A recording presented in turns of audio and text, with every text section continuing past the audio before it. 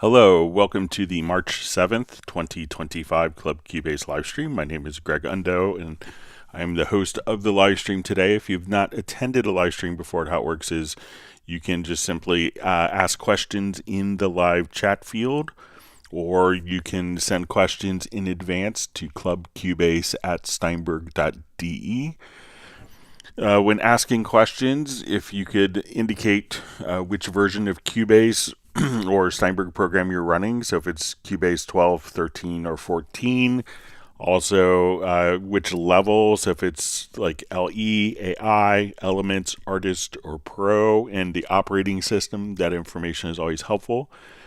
When asking questions, realize I may not be able to answer the questions immediately. We will go through all the questions chronologically as asked in the stream.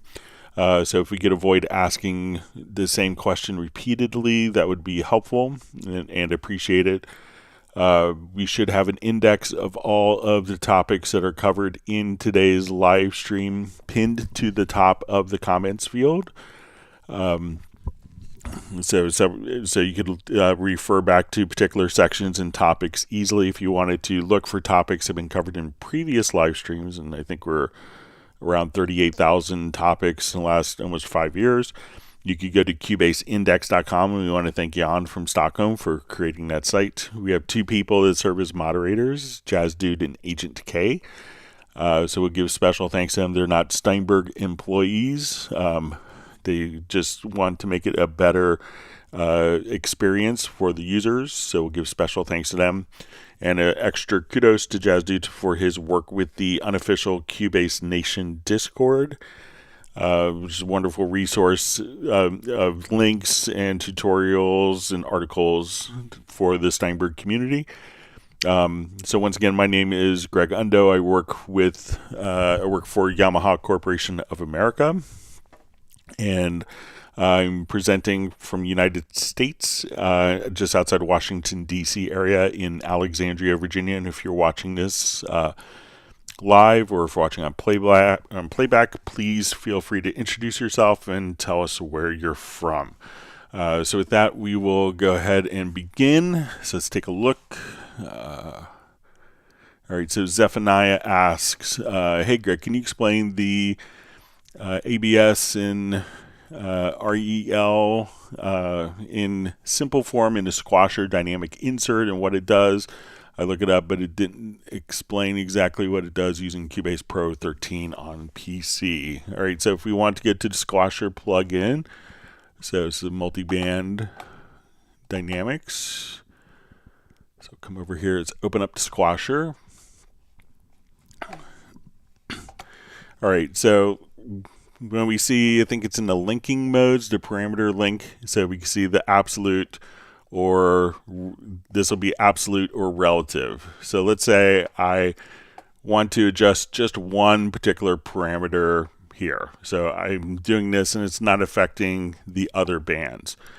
If we have this in absolute mode, when we make our adjustments here, when I make an adjustment to one, that same value will be applied to all of the other bands in the multi-band parameter. Now, if we are starting from different levels, so let's say I have my middle band for the up compression percentage, I have that down. If I put this to relative, when I increase one of the parameters, the same parameter across the other bands will proportionally increase, but they'll keep their relative distance. ABS, we can think of absolute, that will make all of the values exactly the same, and relative will allow you to adjust multiple parameters but keep the relative proportionality between the values on the selected parameter. So let me know if that makes sense for you, Zephaniah. Okay. Wonderful to see Jazz Dude on. Terry Grave checking in from Minneapolis. We have Stefan from Sweden. Uno Memento checking in from Finland. You see Fly V checking in from Winnipeg.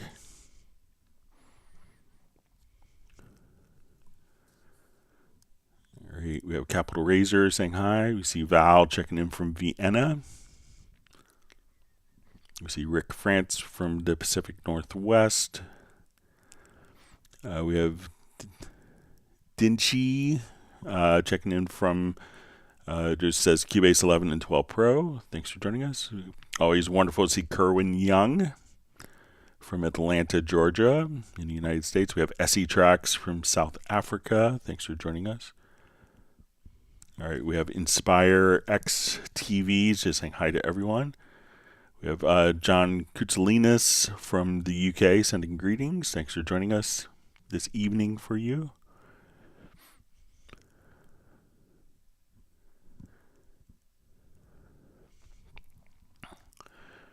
All right, we see Michael Graybill checking in from Dallas, Texas in the United States. We see John Barry has a comment from referring to the last live stream. He says, I got the keyboard shortcuts sorted for opening into plugin editors for inserts 1 to 10. Cheers. Yeah, that was a nice addition in founding Cubase 14. All right, we see Martin checking in from Germany. All right, so we see, hi, Will Steinberg planning to release Cubase 12 Pro upgrade for Mac OS Sequoia. So I don't think that, generally Steinberg will go back and do one or two rounds of updates after a new release. So since we're on Cubase 14.01 already, I wouldn't anticipate going, I think you might be able to run it, so it may not be listed as compatible. You could try to run it and see how it behaves, but I don't think that there will be any more development on the Cubase 12 life cycle since it's been almost like 2 years probably since it was a current version. So I wouldn't anticipate that, but if you don't see it listed, it may still work, but they may not go through and do all the quality assurance testing with that.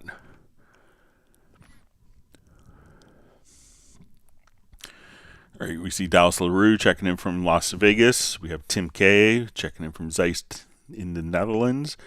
His cat Buddy is napping, but he's waving hello for his cat Buddy to all other pets, including my cat Steven.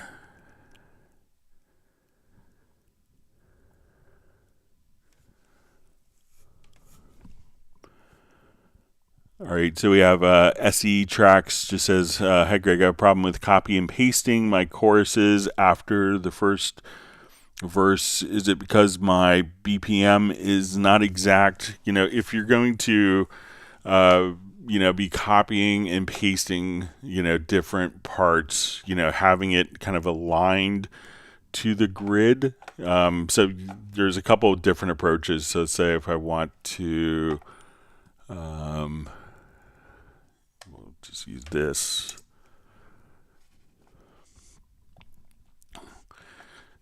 So, one thing that people will do is, like, let's say, okay, I want to come here and from measure 21, I want to take, all of these parts through measure 29. And I want to, let's say, copy these particular events. So I'll come over here and now that I messed up, sorry. So let's say I'll do 17 through 29. So it could be that when you're copying and pasting, check your grid. So it could be that your grid is set to grid. So when I come over here and let's say I copy, just get this correct. So if I copy a particular range, that it may paste it onto the grid. So if I come here, let's say if I copy that, so while we may respond now to have this on a grid, it could be that if you switch it to events, now this will automatically snap to the event, even when that event doesn't necessarily end on a particular beat. So if your tempo is not perfectly set, maybe as you copy and paste, and obviously if I come over here, if we selected a particular range, so let's say if I select, this range here, we can, if you have like the grid set here to events, then it's not going to automatically snap. It's going to, as we do snapping, we're going to snap it to the next event. So sometimes it's, it could be easier to do editing when it's on the grid, but sometimes you don't want to necessarily sacrifice the feel and groove of a song that's fluctuating in tempo in a musically satisfying way. So at that point, you may want to just change the grid settings from grid, which would be, perfectly on the grid beats and bars, to just having the events kind of snap to the end of events. So you could give that a try. But, a lot of people do, a lot of engineers, I believe it's a fair statement, have sacrificed the feel of the song and making sure that the tempos don't fluctuate, not because it's correct musically, but because it makes their life easier for editing purposes. So if that's a detriment or kind of makes music bad or sound, not have the same vibe as earlier tracks, that could be a cause. All right, we're seeing Val just says Squasher's just OTT on steroids. Yeah, it's a great up-down compressor. We didn't want you to have to buy a lot of third-party stuff. All right.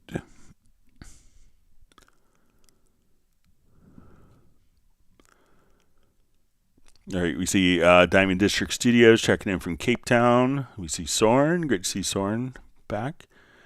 All right, we have Paul Skirchin Versamelung. Hello, how can you create automatic tape stops in Cubase 13 Pro? Greetings from Germany.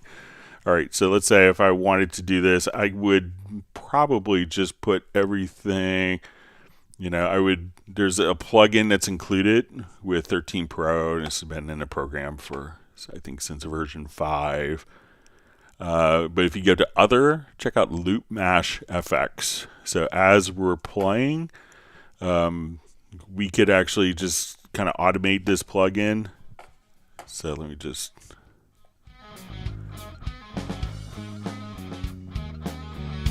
So if I just want to come here and go...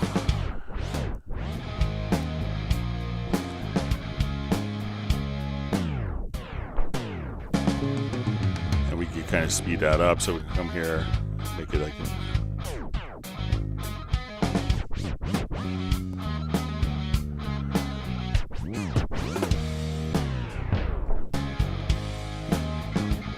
So you could just change different rhythmic values.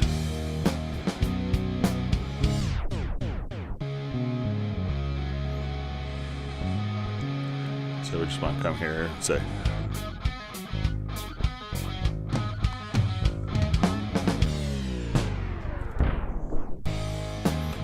so, and you could see that this pattern will follow kind of a like a piano keyboard with F sharp. So you could just kind of trigger these notes from MIDI if you wanted to, or just automate the plugin. So again, if we go to your plugins, we could put this on the group of tracks, or if you want to put it on the master, and you'll see it under the category of Other. So just come right over here under Other and go to Loop Mash FX, and then you could just drop that in. And then there's all sorts of other tape style effects and chopping and stuff like that. All right, so we have Roland Stuff checking in from the sunnyish south coast of Sussex in the UK. All right, we have Vidura Das sending greetings from Croatia. Thanks for joining us. Always wonderful to see Tim Weinheimer from Mission Viejo, California in the US. All right. We have VS Terra Nova checking in from Amsterdam.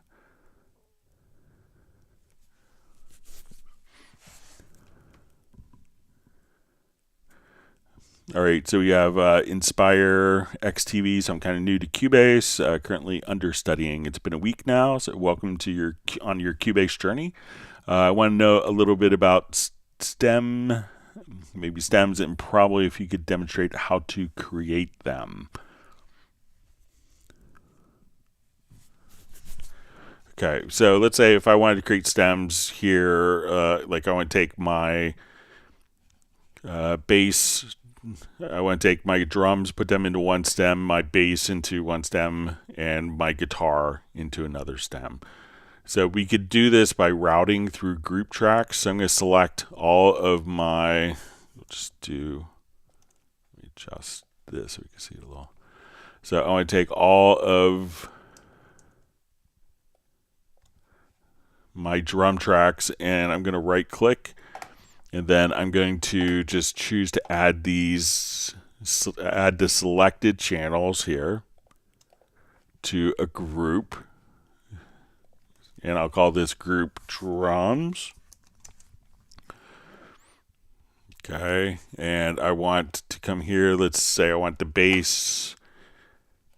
I'll just add a group here. We'll just choose to put it outside the folder. We'll call this bass. And we'll call we'll make a guitar group as well.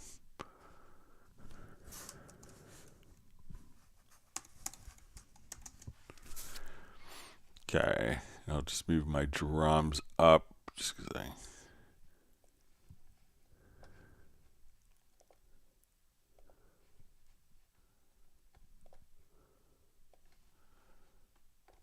Okay, so when we look at our group channels here, I have my drums, a bass, and let's say a guitar, and I want to make stems of those different functions. So what I could do, and I'm just going to set, and generally you could set the left and right locators around the song, and you could do that by coming here and hitting the letter P. So when I come over here, we can just say, let's export audio mix down. And if we choose multiple, I can say, let's just export our groups and let's put those, we're going to create new audio tracks. And I will now come over here and we'll just say export audio.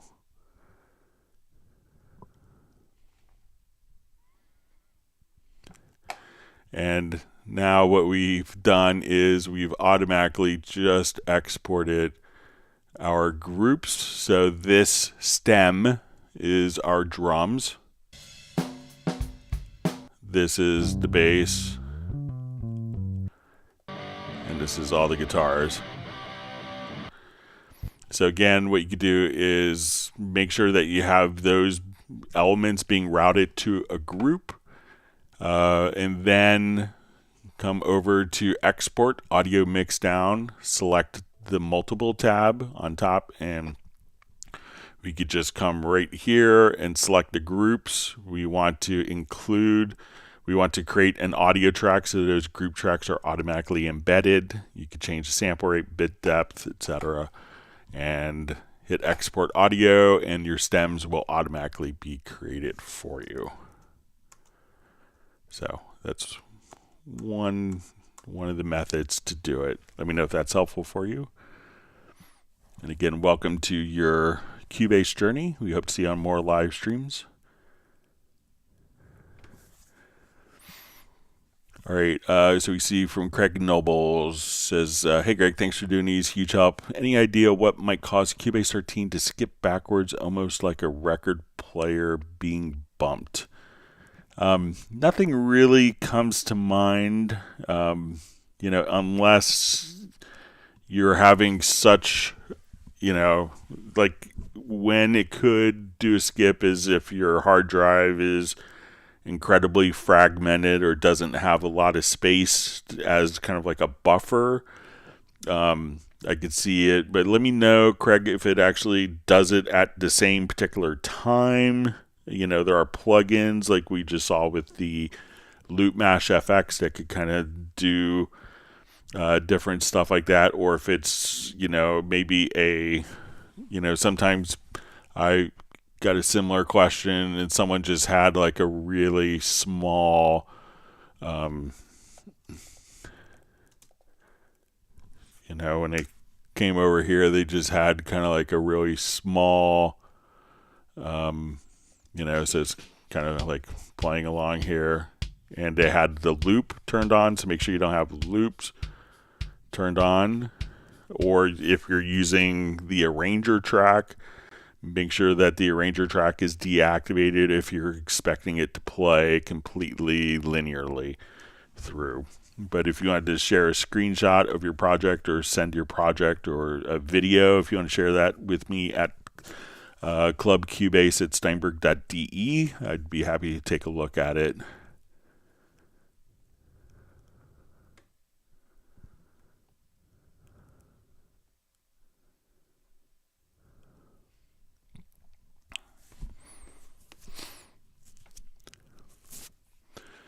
All right, so you see Amos922 says, hey, I sent an email yesterday but wanted to know how to save multiple samples as instruments in Groove Agent 5 at once. Example, I want to save multiple hi-hats in the same tag as once but not as a kit.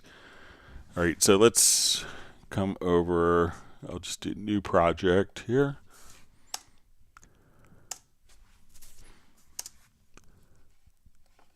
Sorry, let me just...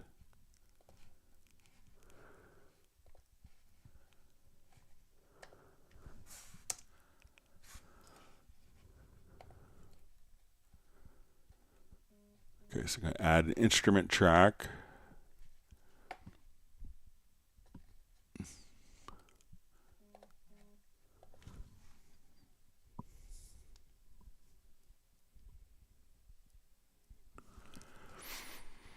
Okay, I want to now come over.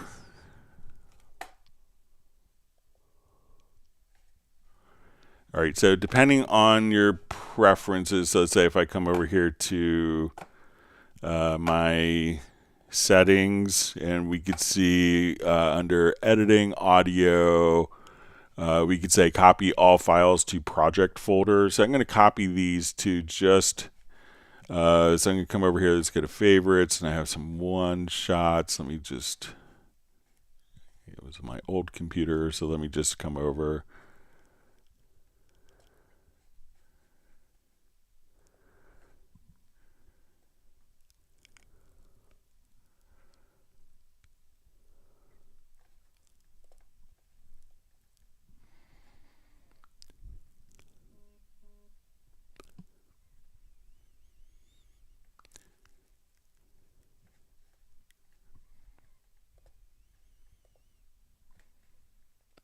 Okay, so I'll just...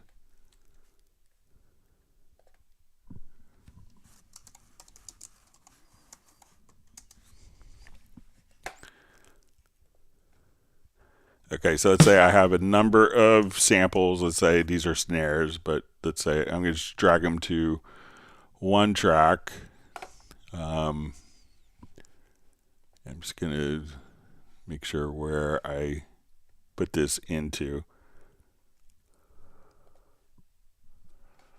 Okay, so it's in probably the March 4th. All right, so I'm going to save this project here real quick.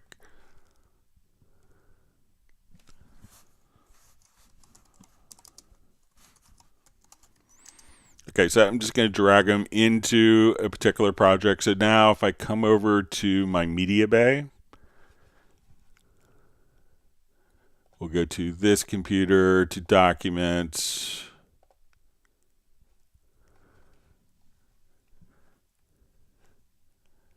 And we'll say projects, to Hangouts.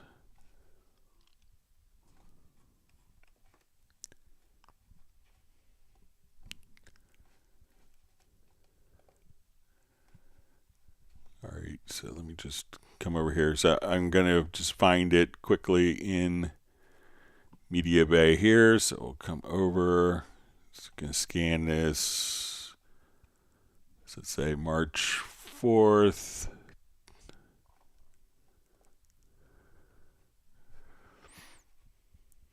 Okay, so here's all my snare hits here. So it's not necessary. So if you want to save it, all right, so you want to create a full, all right, just go back. So my chat field jumped.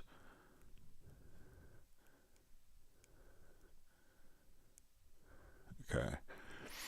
I want to save multiple hi-hats in the same tag as once, but not as a kit. So let's say I want to take these snares, and then we could click here. This will open up, and now at this point, I could just say, we could say follow tempo. So all of these are set. So I could say, let's say, yes, I want these to be a category of drum and percussion, my subcategory under drum and percussion, and we'll say snare.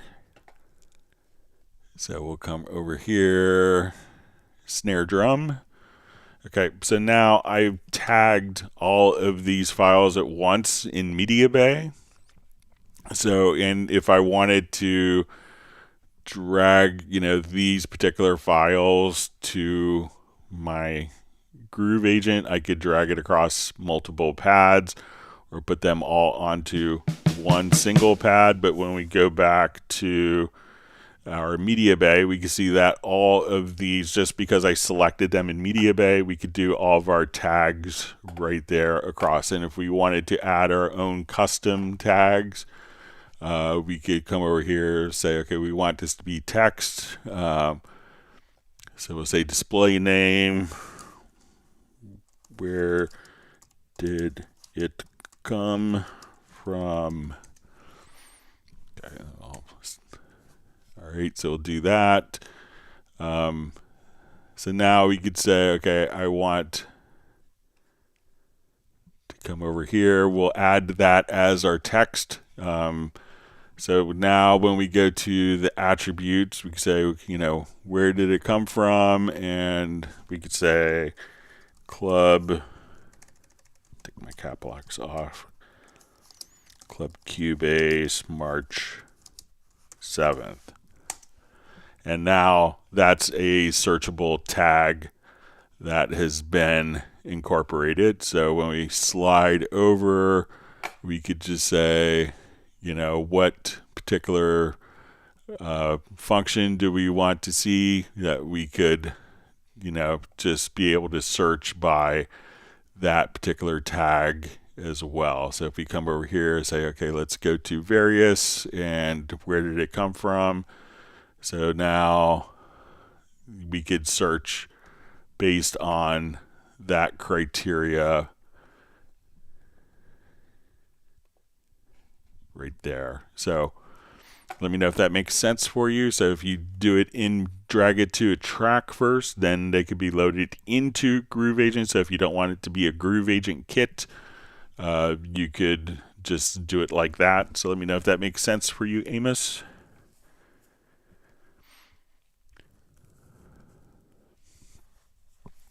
All right, FlyV just says, I'm on Halion 7 trial, but the instrument says Halion Sonic 7, and I just recently got all the folders like Aron, FM Lab, Halion Sonic Factory, and more. Are those just trials from Halion 7? So you're going to get a number of those content sets with Halion 7. So if you go to, your instrument track, you should see you should see Halion Sonic independently of Halion 7.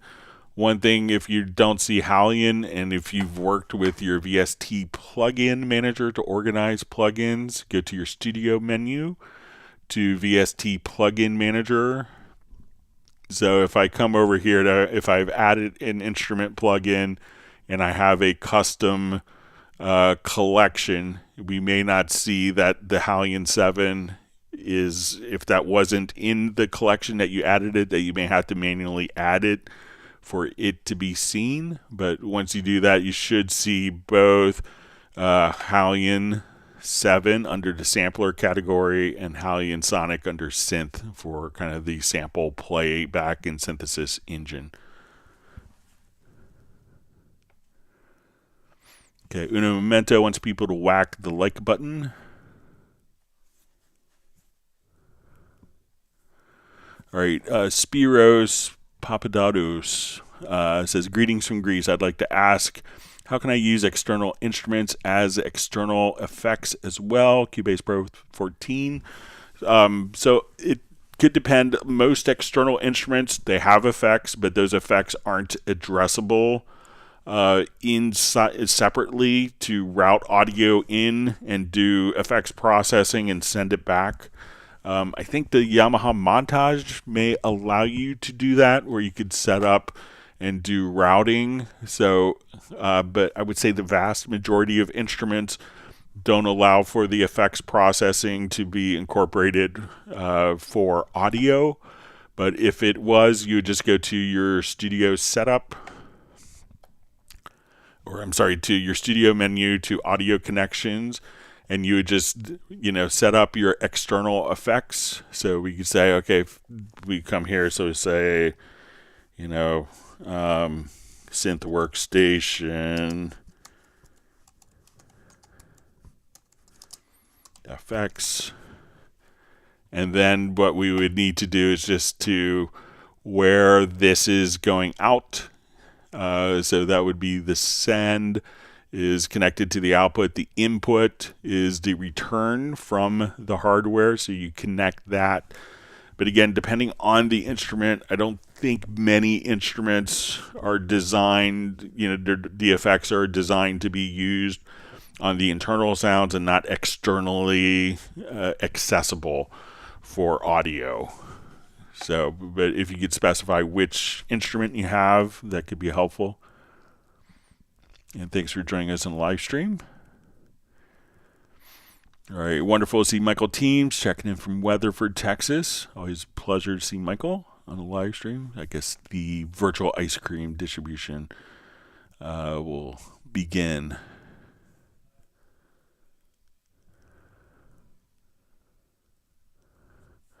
All right, we have hi Cheryl, or his Harold. Hi Greg, I guess Harold from Maryland. It's probably just right across the river from me.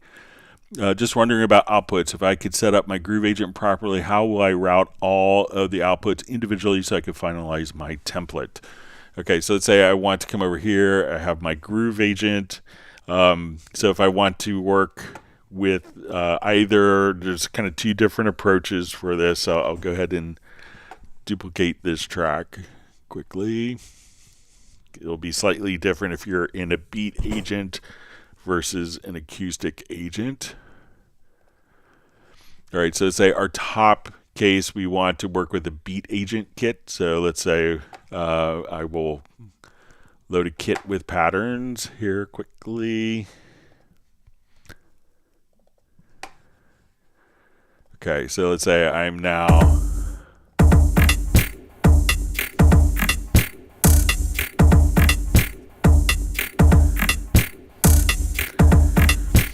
all right, so as we kind of play along here, let's go to our mix console, and we can see that in our beat agent kit, everything is going out of a stereo output. So when we play this, so if I wanted to take each of these pads, we have 32 stereo outs that we could work with. So let's say I want to take this and I want to send it to an output. So we could just select the pad for the beat agent, and we can say, okay, this is going to output 2. So let's say as we play, I want this to go to output 3. So as we would select kind of different pads, we could route these to different outputs.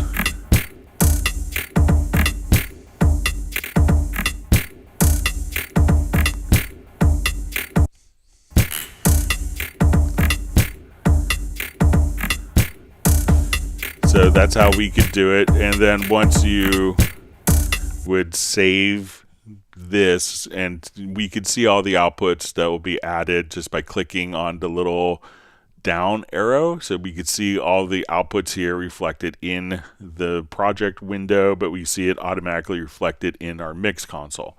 So in the beat agent kits, we can right click, and on the instrument edit page, we'll see our 32 stereo outputs there. If we're working with an acoustic agent kit, so let me just load up an acoustic agent. It's going to be handled slightly differently, but same concept. So say we have this going on.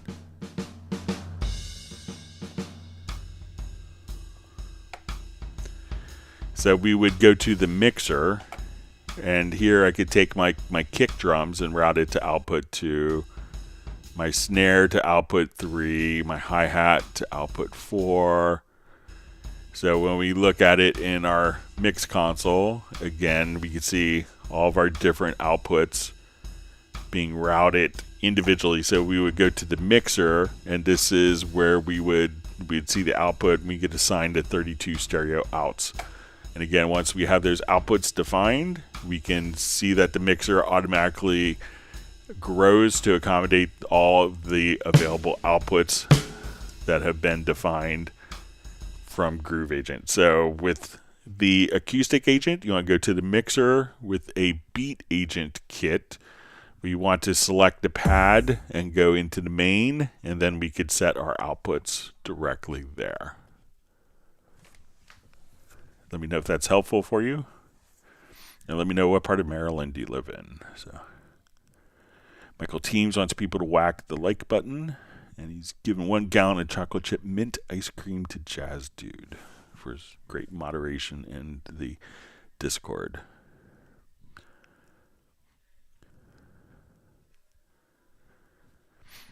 Terry Gray says, I keep forgetting about Loop Mash FX. I've been working too hard for tape stops. If you get paid by the hour, it's good, but a lot of us like to get our work done fast and as quickly, as efficiently as possible.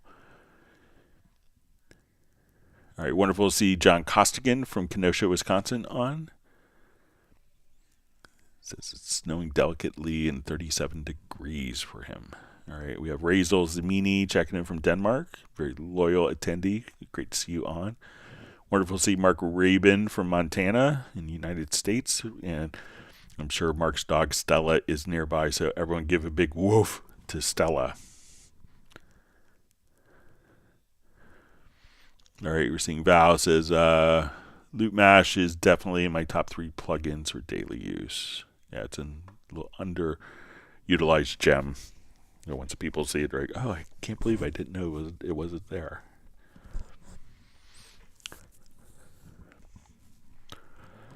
Tim Weinheimer has been gifted 1 gallon of chocolate mint ice cream from Michael Teams. All right, we have Tony Trunzo checking in from Australia. Welcome in the middle of the night there. All right, Mark Raven's dog is saying woof, and that everyone should make musics.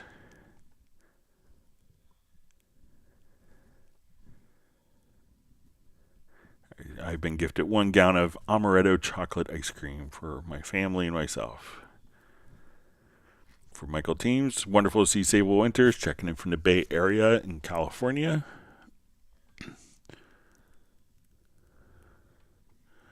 All right, we have Yves Bosvert checking in from Tremblant in Quebec, Canada. I believe it's Quebec.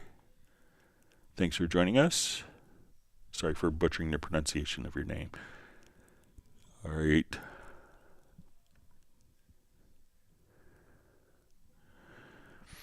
All right, FlyV asks, where is Dissolve to split up a drum track's instruments? All right, so when we're working with Dissolve, it's generally going to be like in the MIDI menu. So let's say if I have a drum part here, just open this up and let's drag, let's say, a pattern over. Okay, so I want to take this particular pattern. So we look at it and we have lots of different MIDI notes that we could see. So we look at it in our drum editor. So a lot of activity, lots of notes. So if we wanted to take this particular drum event here and put each sound onto its own lane, I would select the event, go to MIDI, and then see dissolve part, and then we would choose to separate by pitches.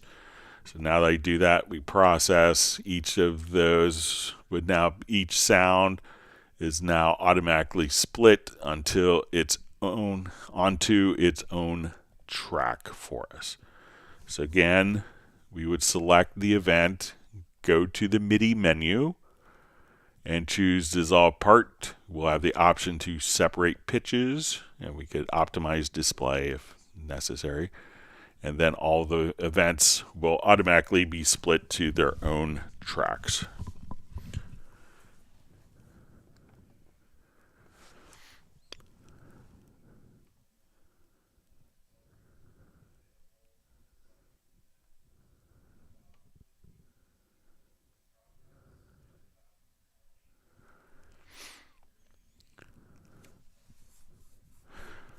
All right, so Roland Stuff asks, hi Greg, how can I create a new folder under loops and samples into which I can drop clips that I've created myself, and can this all be done within Cubase without going into Windows Explorer? Thanks.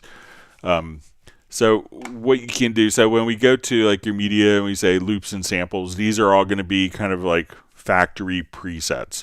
And when we see loops and samples that have been created here, this is going to indicate that it's going to have all of the appropriate metadata. So like tempo, project root key, if it's in musical mode, or if it's a one shot. So it has all of these, and like what genre, what sub-style, what the character is it clean, is it warm?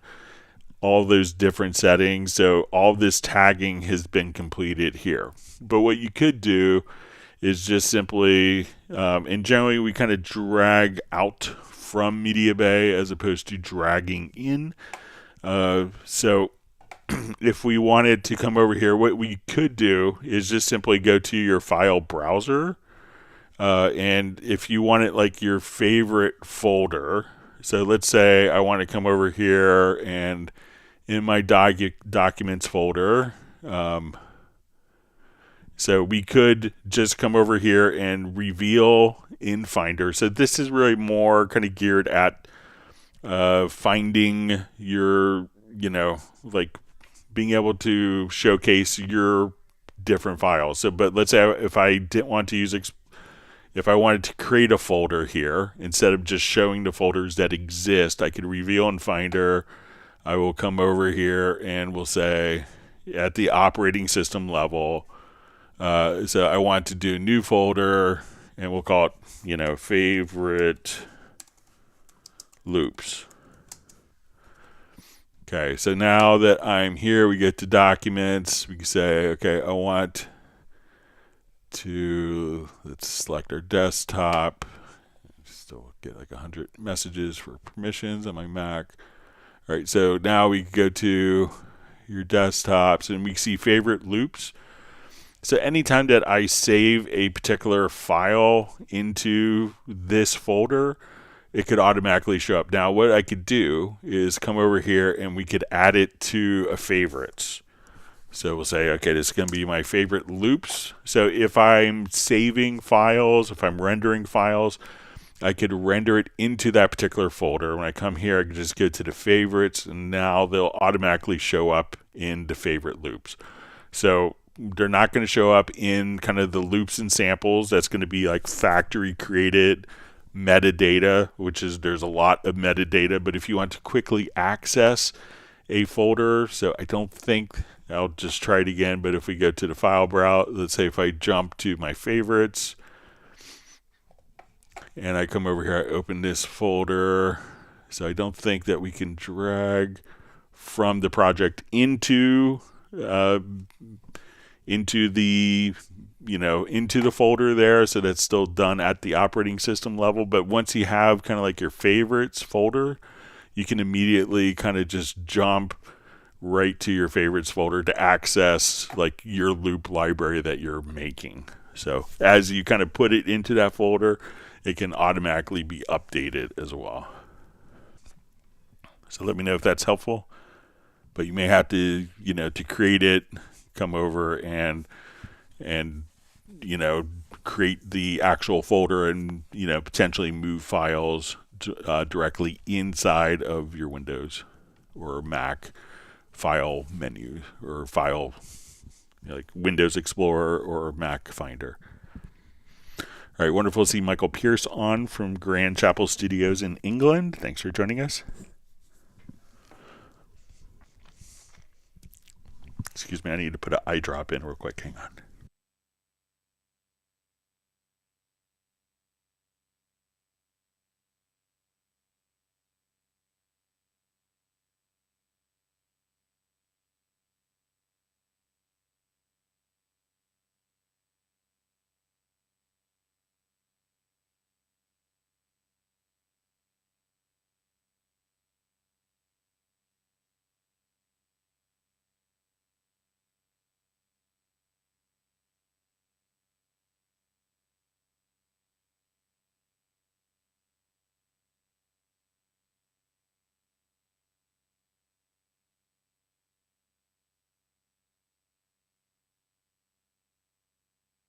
All right, sorry about that. All right, Uno Momento has passed on a Marsalka lager to Michael Pierce.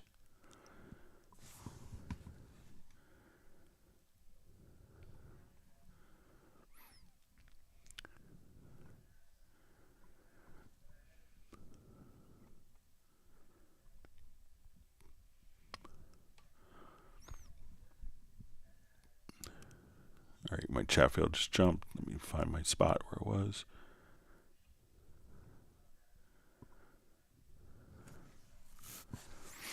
Okay, Jamie K says, hello, Greg. Jamie K from Montreal. Greetings here. Do you think it's a great idea to have the next update can save the history of the mix console so we can have our previous move when reopening?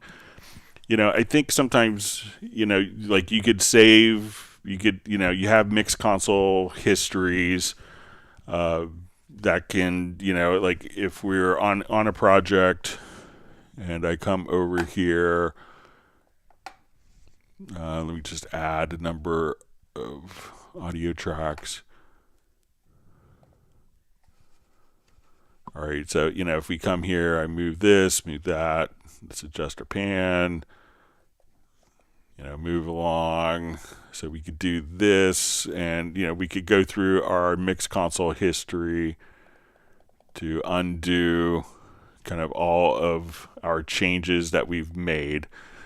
Sometimes, in people, I understand in the desire to, to do that for the entire length of the project, but that could make kind of the project file so enormous with all of that data. So sometimes it gets to be impractical for the file management if your project is 20 terabytes big because of mixed console data information. So I'll pass it along as a feature request. I'm not sure if the, storing every single time that you moved a parameter in the mix console, if you did that throughout a whole mix, that file, the project file to store all that could be really enormous, and and that could affect your memory and how it's working as well. So I'm not sure if we'll see that.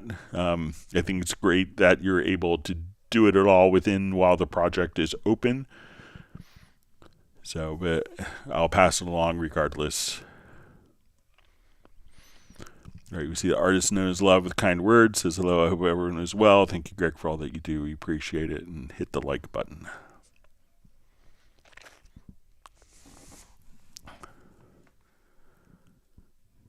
All right, we see 808 King says, how's it going, Greg? So I'm doing well. Looking forward to the weekend. Just finished up like a big orchestra concert last weekend. So the last 2 weekends have been full of rehearsals and performance. So I get to do nothing tomorrow. Looking forward to it. You see, artist knows Love giving kudos to Jazz Dude for all his efforts and everything he does for the community.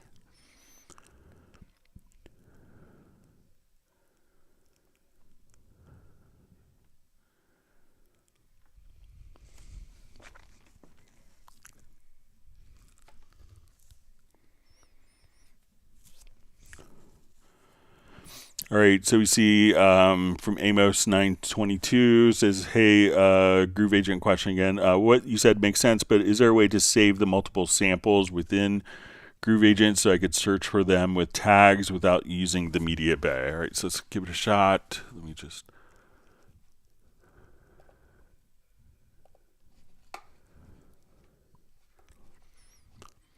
So I'm not sure if the individual samples can be tagged, but let's give it a shot. But I think that we could apply taggings to like the preset.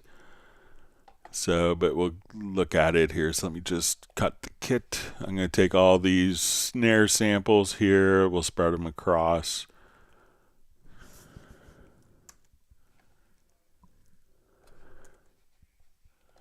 Our pads here.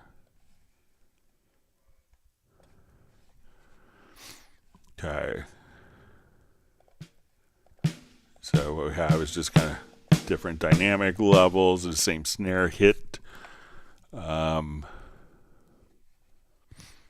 Because when we're kind of dealing, let's see if we can come over here. So let's say we want to save the kit as, all right.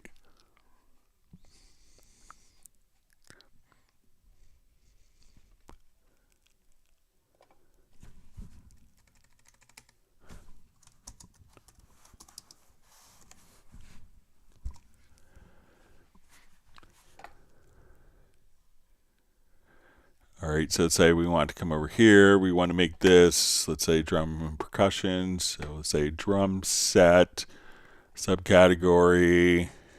We'll say snare drums, style. We'll say pop rock.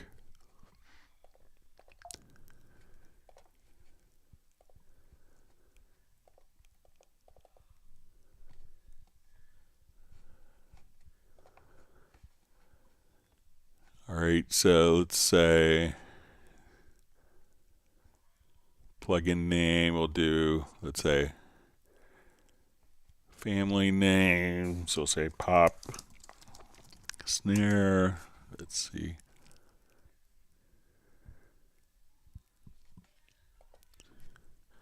All right, so let's say now we'll come over. So now that particular kit has its metadata. So let's say if we want to come over to instruments, we'll say beat agent, and I want to look for pop. So let's say we want to do drum and percussion.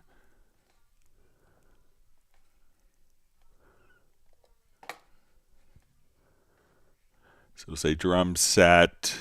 We could look for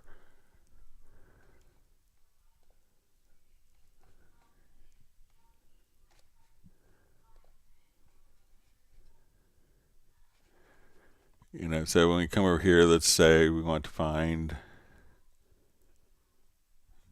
your March 7th kit. So I may have to just jump back to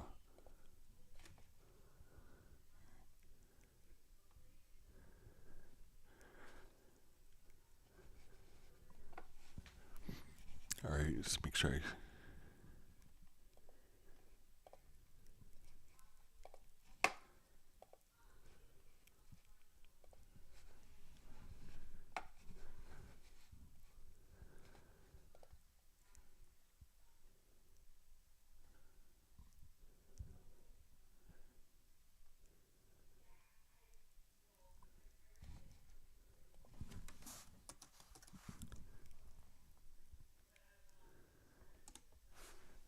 So now we could kind of search here for, but it's not the individual samples. So I'm not sure if you're looking for the individual samples or if you're looking for, okay, here we can see we want a pop drum set March 7th. So the metadata that we used in creating the preset, we could utilize. So, but again, that metadata is for the preset, not the samples that make up that particular preset.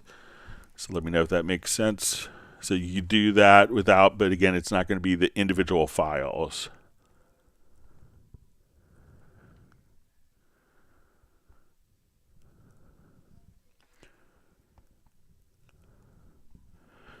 All right, so we have Feldspar Songs. Says, I would definitely welcome a Cubase deep dive into using external synths. I do find it a bit confusing. All right, so when we're using external instruments, I don't have any currently connected to my system. But what we would do is, it's going to be connected to a MIDI interface. Most synths will have a USB connection.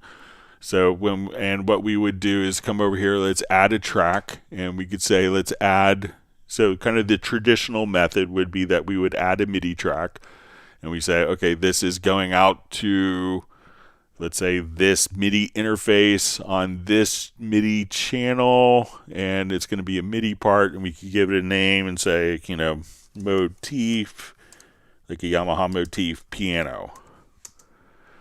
And now when we play MIDI information from our controller, that is going to send MIDI information out to this port on this MIDI channel, and we could send program changes and bank changes. The external synth is going to generate the sound. So you'll hear people often refer to external instruments or rack modules as tone generators. So tone generators, you send MIDI to it, the instrument generates sound. Now, if you have a lot of instruments, people tend to run those into a mixer, the audio outs of the mixer, to combine them.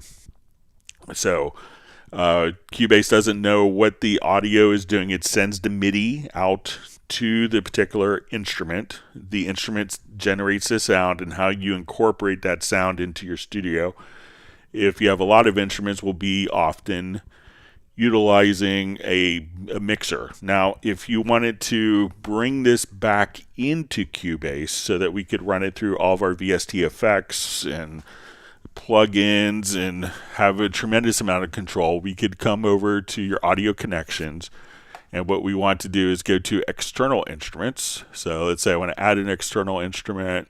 I have a motif, let's say, and I'm going to do one stereo return, and we could just kind of link this to a device. So we say, okay, this is going to be, I'm using a Yamaha motif I'm using all 16 MIDI channels. All right. So what I need to do now is to connect the audio outputs, because the audio is being generated outside of Cubase. But I could take the audio outputs and connect it to audio inputs of my audio interface. So we can say, okay, I want to come over here, and it's coming into these inputs of my audio interface. So if you have microphones, you need an audio interface that has probably more than one input if you want to use external instruments. So to access this, when I go to add a VST instrument, I wanted to go to an external, I would just come over here. We'll see our external plugins. I'll say, okay, let's add a motif, and I hit add track. And now when we play, it's going to send MIDI out to the motif or to your external instrument. That sound is going to be generated, and then the sound is being brought back into Cubase so that we could process it inside.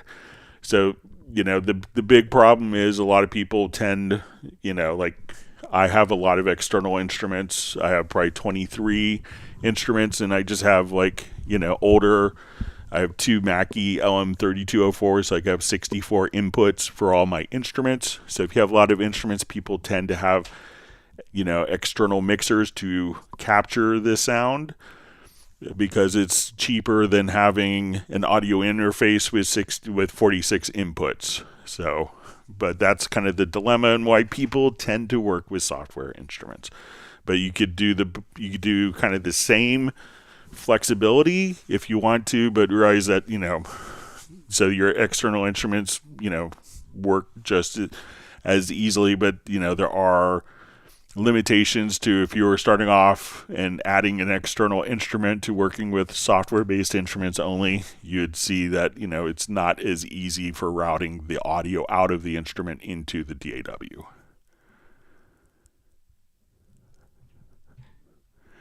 Wonderful to see Jan from Cubase Index in Stockholm. Thanks for joining us today.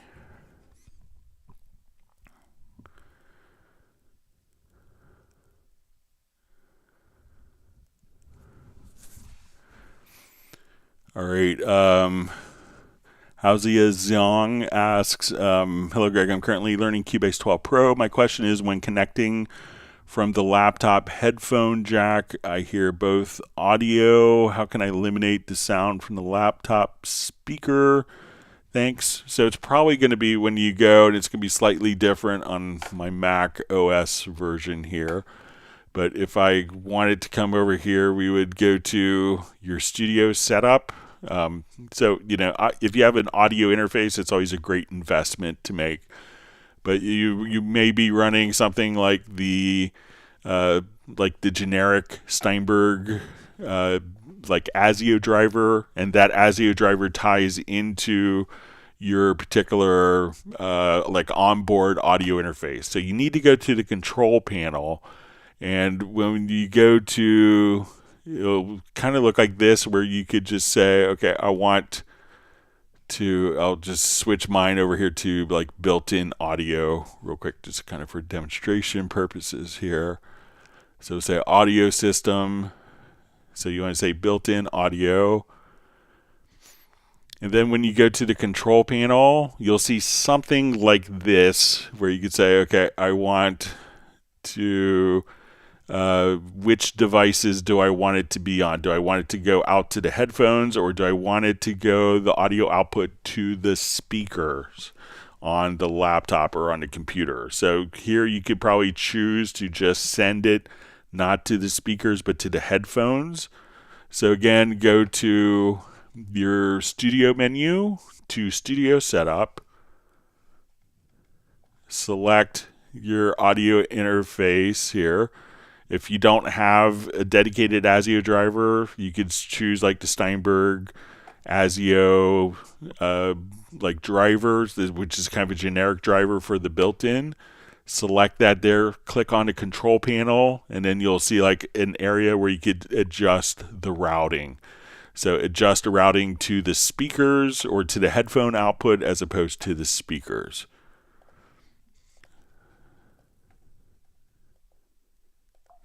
Sorry, let me just switch it back to the correct interface so that everyone else could hear. All right. All right. Thanks for joining us on the live stream today.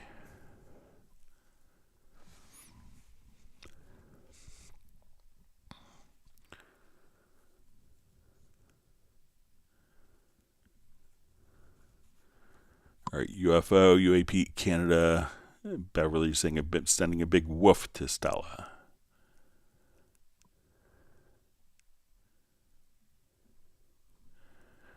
Let's see, we see Harold just from Hollywood, Maryland. I remember you from Washington Music at Chuck's. Yes, I remember you used to go, when I was in high school, I snuck in to see Kicks play there once. Thanks for joining us today.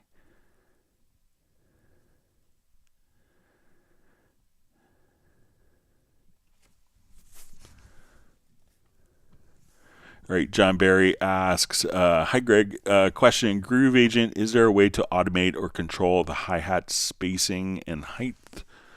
All right, so I think some of the drum controllers will allow you to do that. So let's come over, see if I click on the wrong.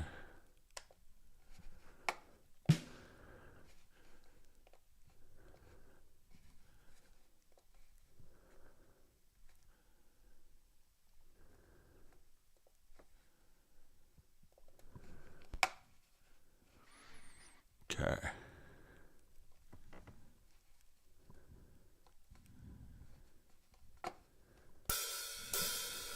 All right, so let's see if I come here and I put mod wheel on.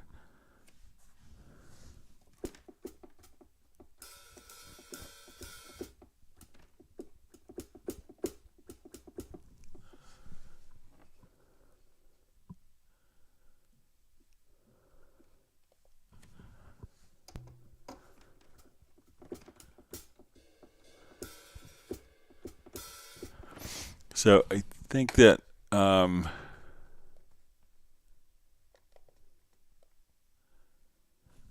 right, let me just read John's question one more time. there a way to automate or control? So let's say I'll just drag this pattern in.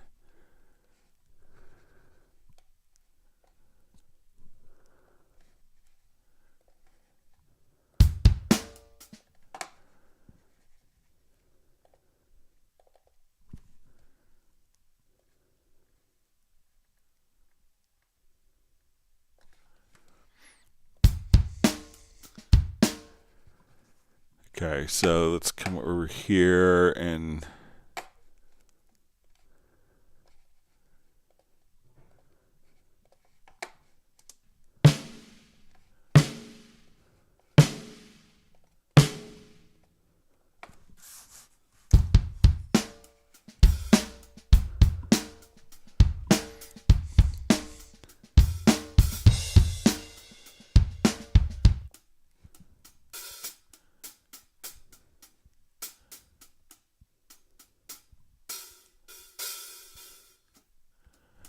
so let's see if I just automate that parameter here.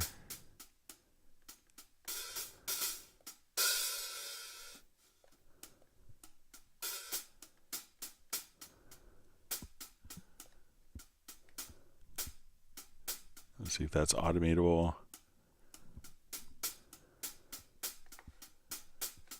Doesn't look like it is, but I think if you're on like the MIDI controller here for the E drum, that you could set it up to where that's controlled from the MIDI controller. So it's like a MIDI. I forget which MIDI CC it is, but let's see if it's.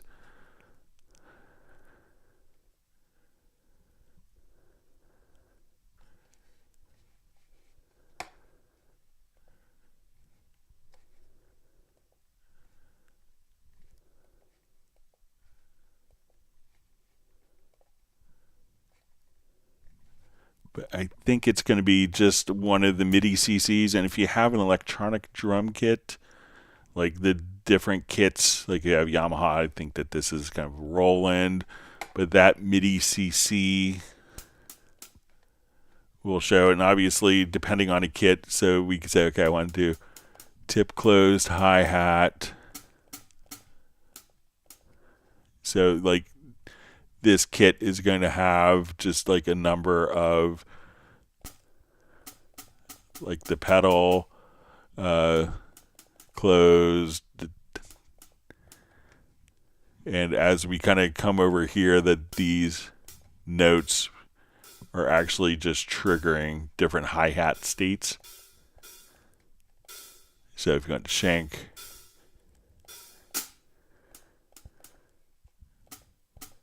pedals.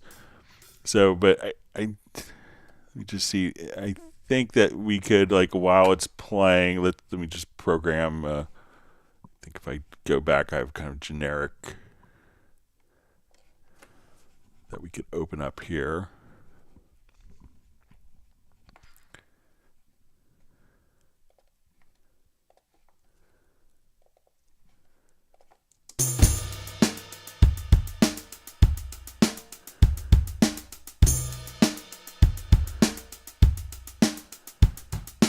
Alright, so let's see if we come here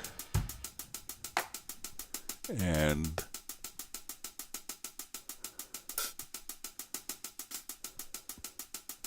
so I think that when we have this set to like the open hi-hat,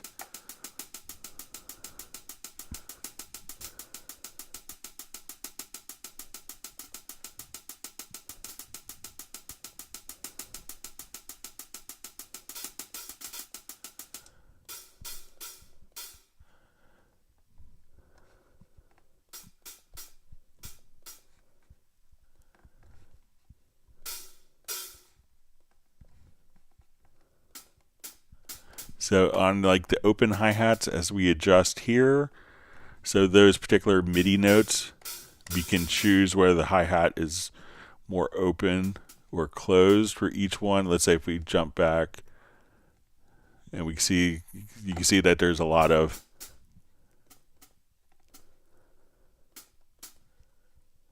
just hi-hat samples in a lot of the libraries. So let's say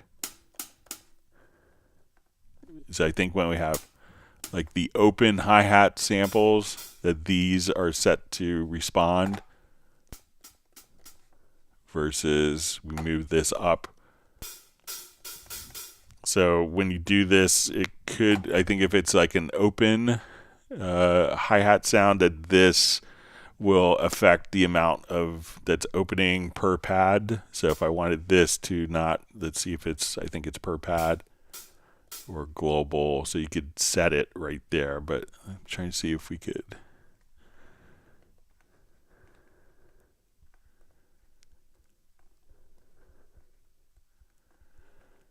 Yeah, I don't know of a way to control it. You might just have to manually control it. It doesn't seem like it's automatable, but I think it will respond to, like from an electronic drum kit, the hi-hat pedal kind of being open different states as well. All right. Stella is giving a big woof to Buddy the cat.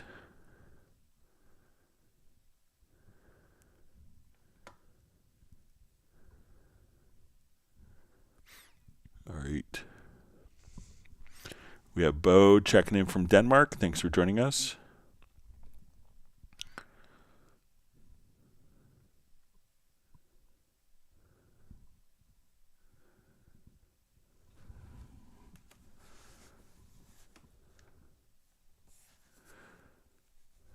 All right, so we see, can I move the folder VST3 presets to an external SSD or 3.2 1 gigabyte per second USB stick?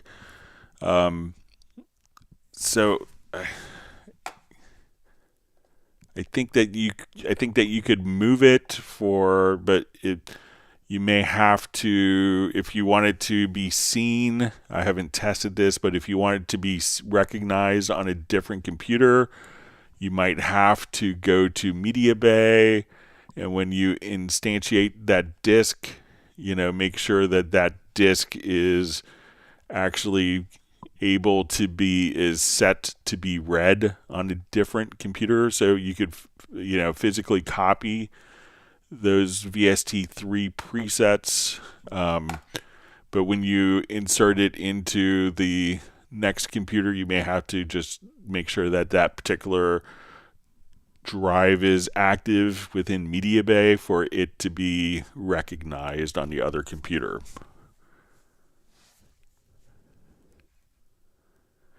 And if you have all of your own VST3 presets, you could just come over here to your profile manager and be able to save it as a profile on your USB drive to migrate it over to other computers and import that and have all the drive locations be the same and be read across multiple computers easily.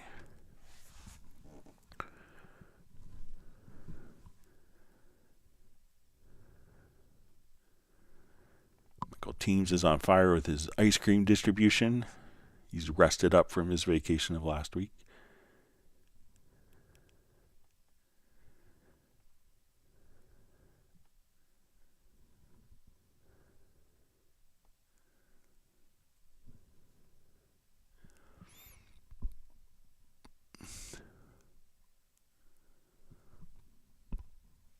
All right, we have a question from Chris.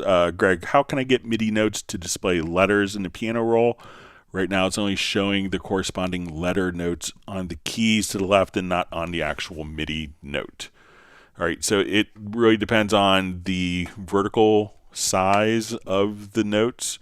So as we kind of zoom vertically here, we could see that as we look at the notes at a certain level, we can see that the note names will appear on the notes. So, but as we kind of zoom, and you can do this by Shift H or Shift plus G to kind of zoom vertically. So at a certain level, you don't see the notes. So if you just maybe hit Shift H, then you would see the note names appear on a particular notes. You could also, how I like to do it is just to go to the kind of the top of the keys, the far left side of the piano keyboard in the piano roll, and then hold the left mouse button down, and you could zoom in and out right there. So again, we see like this little area that's kind of defined where it'll turn from the cursor to a compass tool. And then you could just hold the mouse button and slide over and be able to zoom vertically in and out there. So just at a certain zoom level is a certain factor, then the note names become visible.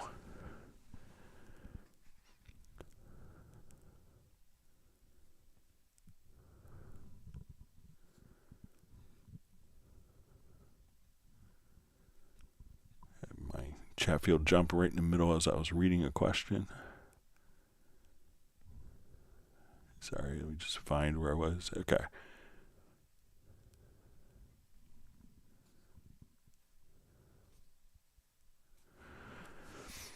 All right, 808 King says, Greg, is there a way to get more assignments to instruments from the chord track when there are like 4 lanes of information? That way I could send each instrument to its own chords from the song imported.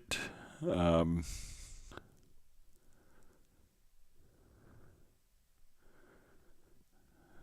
right, and just see if I'm rereading this again.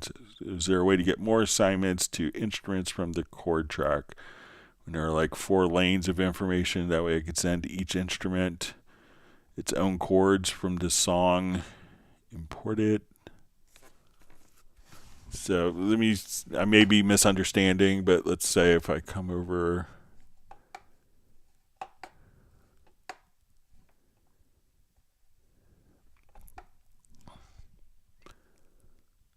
just open up quick.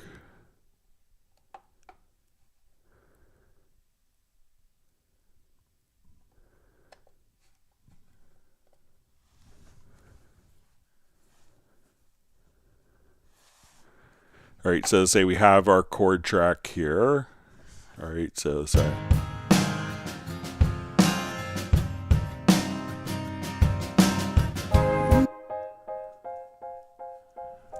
All right. So is there a way to get more assignments to instruments from the chord track when there are like 4 lanes of information? So if I want to send, let's say if I come over here, I'll just do a new track version. So if I wanted to send a chord track to multiple instruments, I could, like as we play here, we could say use monitored tracks. And then each of these. So if I wanted to come over here and say, okay, let's do like the flute.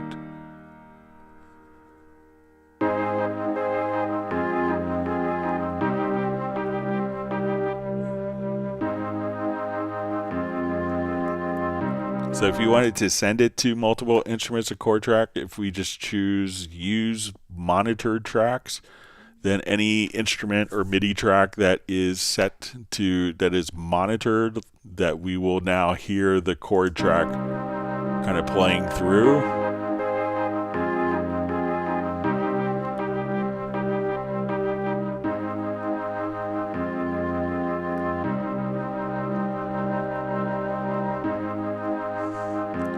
So let me know if that's kind of what you want, but I fear that I'm misunderstanding your question. So maybe if you could rephrase it, I'd appreciate it.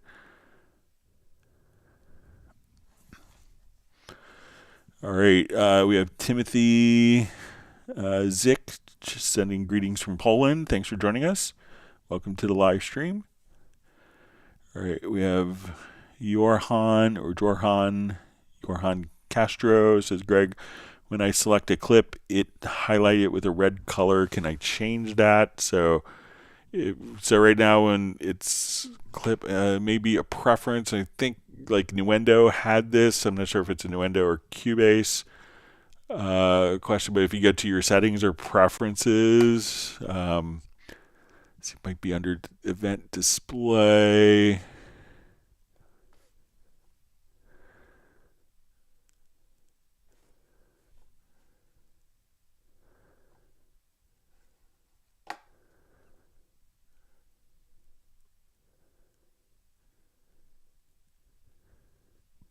So I think Cubase has always been like this. So I'm not sure if you're in Nuendo is always a little different. Let me just see if I could.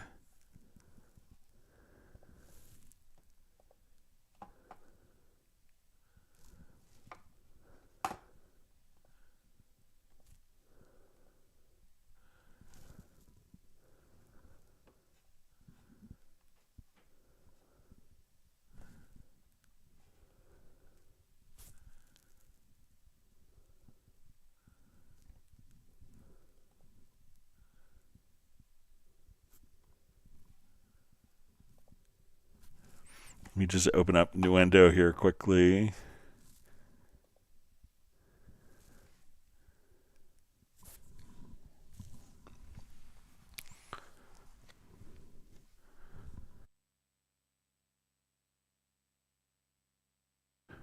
All right.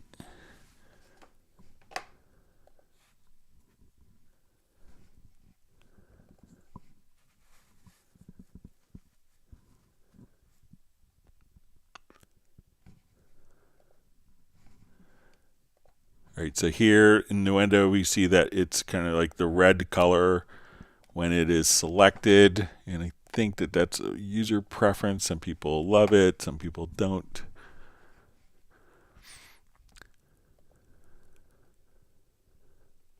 So it's highlight borders of selected events. So if we come here, now the entire event is selected. When we go to the settings, and we have that, so the event display, now it's only going to be the particular frames. So if you're in Nuendo, try just to change that preference right there. And I don't think there's the equivalent in Cubase, because I don't think Cubase did that ever. It's more of Nuendo kind of post thing. So we'll jump back to Cubase here.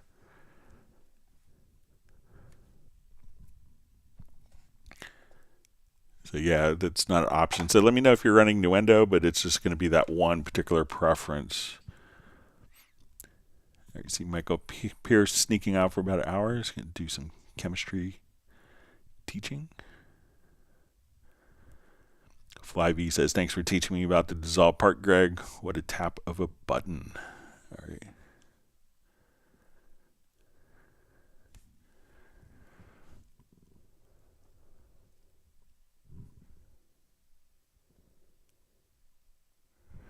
So John Barry says, really like the remote pad setting a Groove Agent for unused pads in combination with MIDI effects and automation. Example, I have a pad that plays the MIDI effects and the audio switches when the MIDI effects is used. Really cool. Yeah, it's a great feature.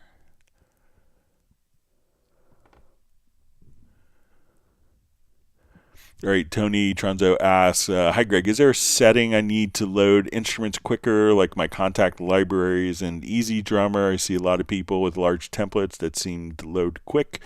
Thanks. So sometimes when people are, there's no, as Cubase is loading, how the third-party instruments is really kind of out of our, that is what the instrument needs to do to load, so it's not a Cubase setting. So, sometimes you could have a project loaded in Cubase and the samples will just be continued to load in the background, so you start playing and not all the samples are loaded. So each instrument will have their own settings as to how it's going to, so there's no Cubase settings that can make it faster or slower. A lot of people may be loading up their template with the instruments disabled. So if we wanted to go to an instrument track and just choose to have that instrument track disabled, you could right click and just choose to enable disable track. But if you're loading 100 gigs of samples and 128 gig of memory, then it's going to take a little while. So there's no magic button to push in Cubase to make your samples. So some people will increase their memory. You could try to increase the buffer size. I don't think that's going to change the load time for samples. It's just, getting so much data loaded up So if your computer could do that faster, if it has more headroom for loading up, more into RAM, that could speed things up, but there's no special setting in Cubase for that.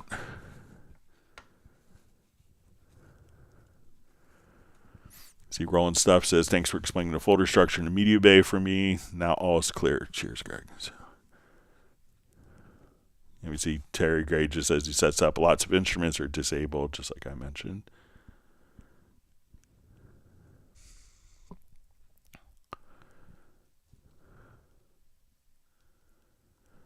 All right, Jet Lee. Hi, Greg. Jet from London. Can we please have an effects channel option with aux sends, please? Just so I could do feedback loops. You could even hardwire a limiter to it to cover your butts at Steinberg.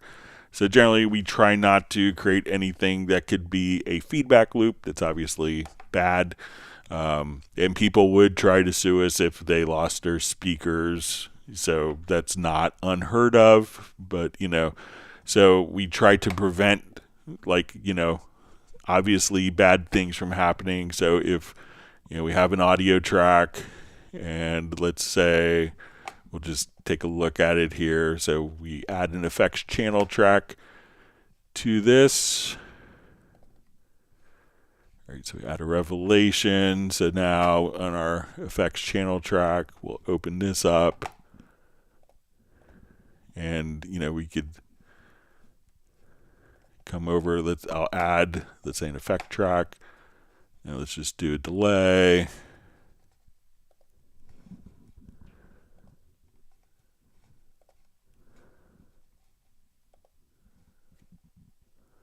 So, but yeah, so I think it's a good choice to not create feedback loops. So, and you could probably do some creative stuff maybe with the modulators to simulate what you want to do, but people would sue us if they had a feedback loop and lost a tweeter. Trust me.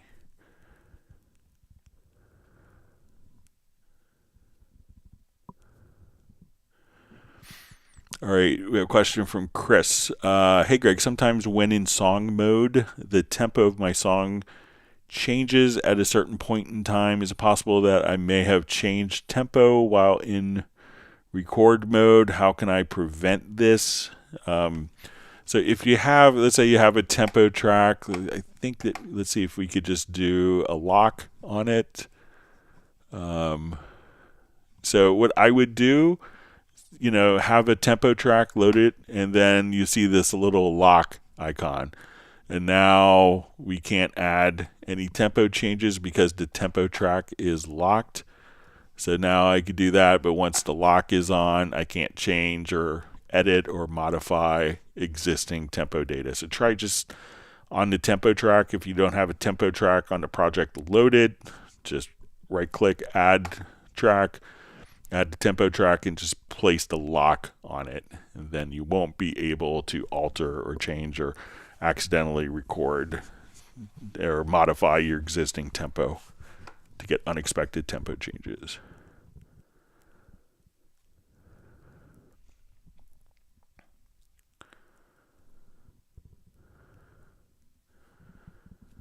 All right, so you see Jamie K just says, again, I'm talking about the history of the main mix console, where you have the history listed in the left area. When you reopen a project, you no longer have access to the history. So yeah, that's the history I was thinking of too. So if we come over here, let's add a couple of audio tracks. And again, it's the same kind of reasoning as I described. So if we come here, we can now, this is just accessing the same history. Or if we hit F3 and I made changes here and we see the history, so this won't be preserved after saving the project. So as we come over here, I want to change my plugin parameter, all these different parameters as we make our changes here. That's not going to be preserved. It just gets to be, imagine, preserving every single keyboard, key that you hit when you were web browsing for 2 hours and be able to recall that. 3 years from now. After a while, it gets to be impractical and unmanageable to retain all this. So, you have to kind of make your mixing decisions, and live with it before saving the project. So.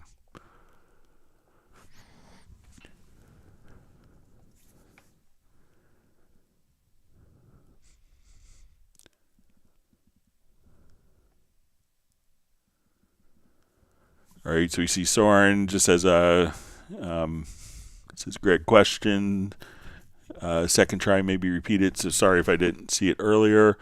Do you know about the Internet Protocol v6 IPv6 problem that makes Download Assistant have problems? Is it going to be fixed soon? So I know that I don't know if it's the issue I'm thinking of was maybe like November-ish. That you would have to, there was an update and it was kind of mentioned every time you started Cubase, it suggested opening, like re-updating the Steinberg download manager and like the Steinberg activation manager.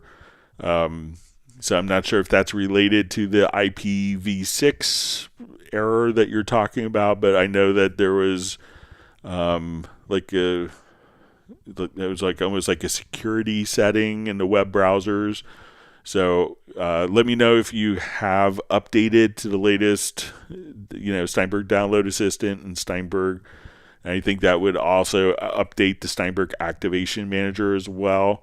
But so let me know to make sure that you've done that. If not, I could look into it if you want to email me at clubcubase@steinberg.de.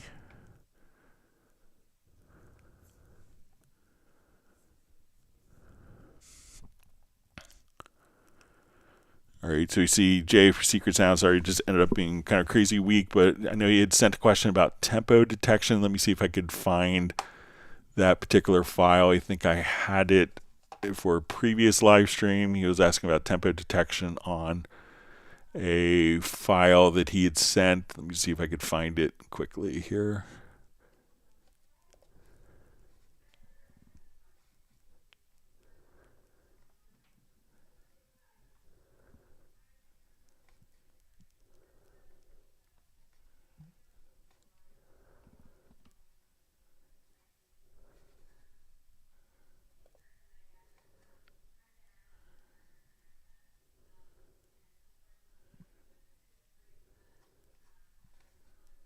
Let me just see if I could find it by name here real quick. Hang on.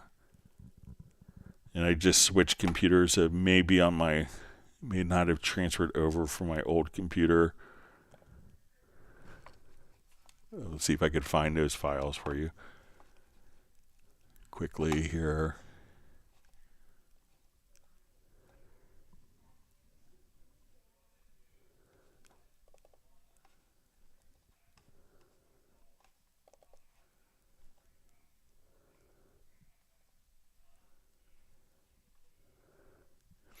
Yeah, so it looks like maybe that one folder didn't carry over. So Jay, if you want to send me the files, but if not, I should have some free time, maybe Monday morning. If you want to email me, maybe we could do it then. But I'd be happy to kind of walk you through it. Sorry, I just transitioned to new computer last week. And some of the stuff that was supposed to automatically be in the cloud wasn't.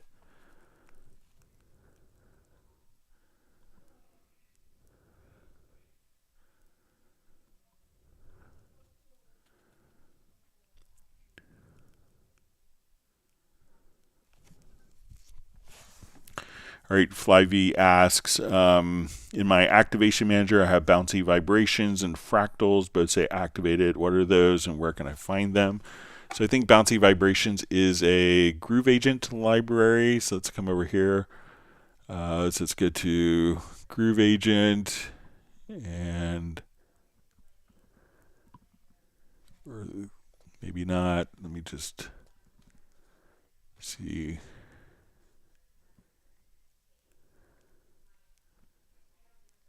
And I may not have installed it, but I think Bouncy Vibrations is a Groove Agent library. I may not have reinstalled it yet on my new computer. But I think that if you go to look in Groove Agent, So if you go to your VST instruments, that I think the bouncy vibrations is a groove agent kit. I would say Fractals. Look in, and I may not have this installed yet. I'm spending some time over the weekend getting everything else installed, but that may show up. That may be a Pad Shop library. So look in Pad Shop and Groove Agent and see if you have those particular libraries. We could just I'll do a quick web search on it.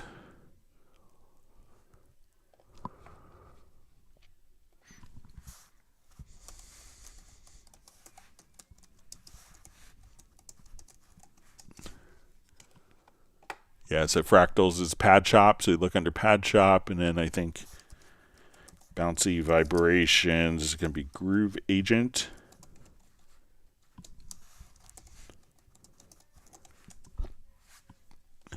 Yeah, so it's a Groove Agent expansion, so I'll try to have those installed for next week.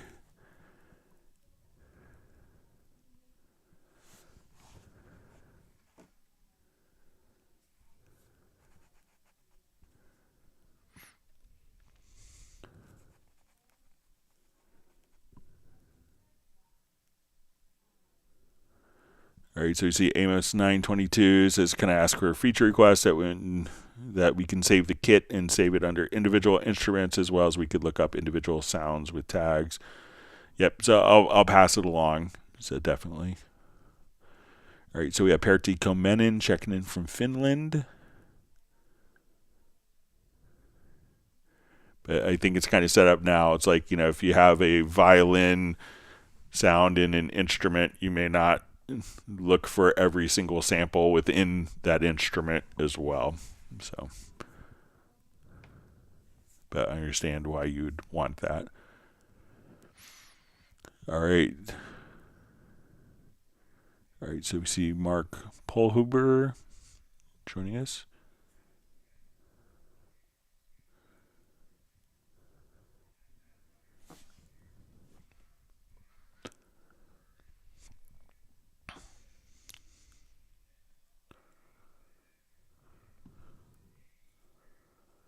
All right, so you see Tim K. says as a solo artist, he loves his SPL Crimson 3 audio interface. It's analog in all the right ways and digital in the right ways. Versatile yet straightforward. German, and works seamlessly in Cubase. He's glad he didn't have to pay full price for it. All right, so we have Home Studio World checking in from Jordan, I believe. Thanks for being online today. Great to see you. Michael Marshall checking in from Somerset in the UK.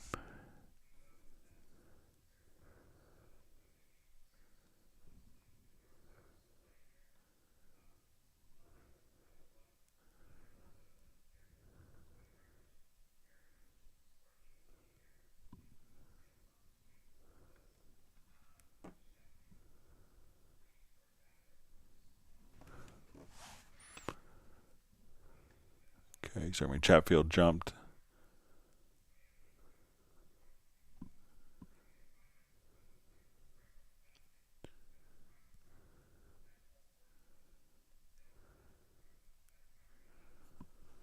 Okay.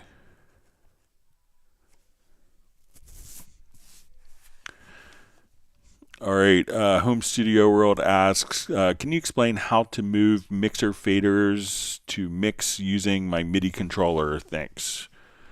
Okay, so let's say we have audio channel 5. So now in 14, we can finally drag and move channels around. So let's say if I want to just come over here and drag these channels around as we see fit. All right, so let's see if we could do this. I want to say that we go to move. Maybe it's in the project menu.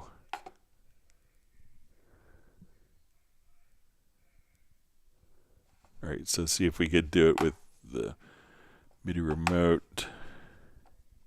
We just search for the command. Sorry, didn't mean to.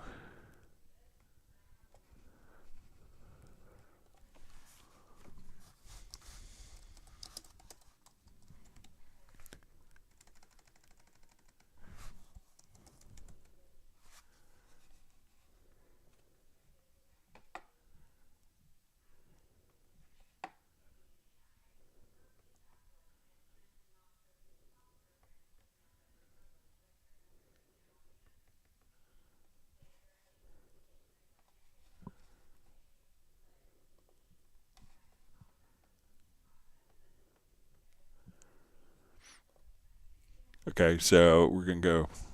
All right, so let's go to like the MIDI remote.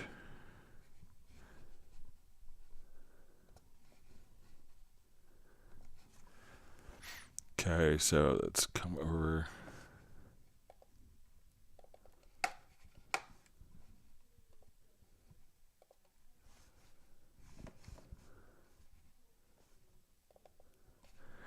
All right, so we'll come over. I think it's going to be under the key commands. Let's go to the project window, project category.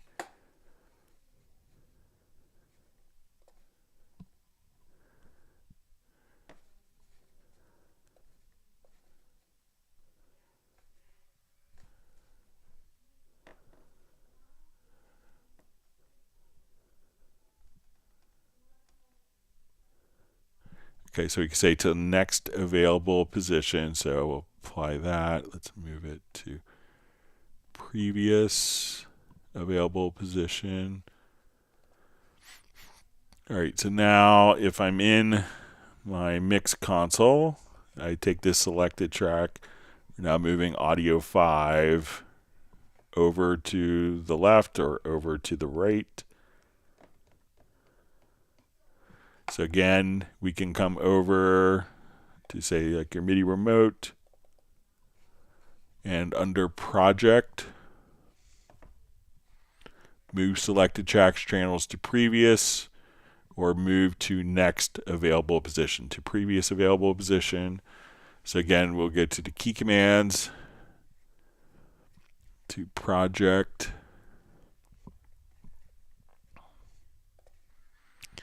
and you'll see these bottom two here. So you can assign those.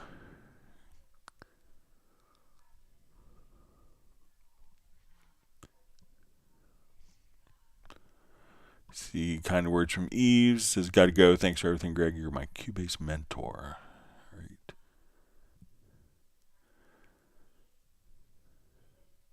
All right. Question from Jan Buzek. Hi, is it possible to install Media Bay content VST sound expansions on external hard drive? So sure. Once you come over here, you'll have a program that's installed with Cubase called the Steinberg Library Manager. In here, you could basically set your default path. So library default location, you could set that, and you could, and then as you go to install content, it's going to go to your default library. If you have lots of existing libraries, let's say, okay, I need to move all of my Cubase samples, what you could do is just, if you want to do it for multiple events, you could just click in the little selection box here. So you could do this for all of them, and then hit the move button. And then when the move button is, you could just say, okay, define the new folder on the external drive, and then all the content will be moved over to the new drive for you. Or you could set the default path just by kind of clicking right up here. So go to the settings, and then you could click on the default path that different libraries and contents will be installed to.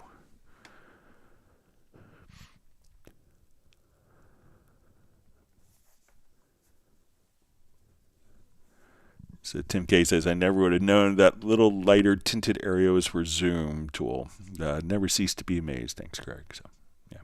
So I figure I would point it out because it comes in handy a lot. And people may wonder how I zoom from that area.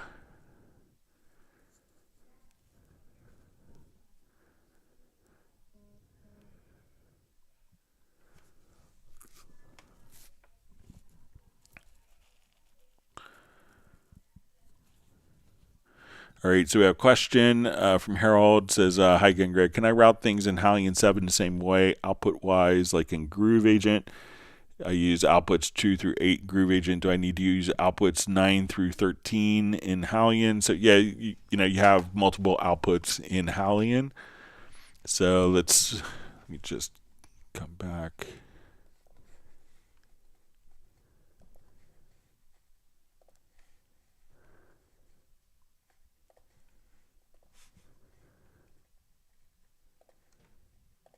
Okay, so let's say I have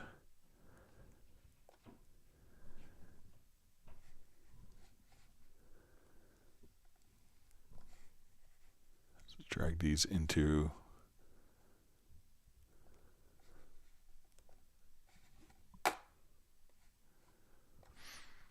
all right, so when we look at Hallian, so let me just open up a quick instance.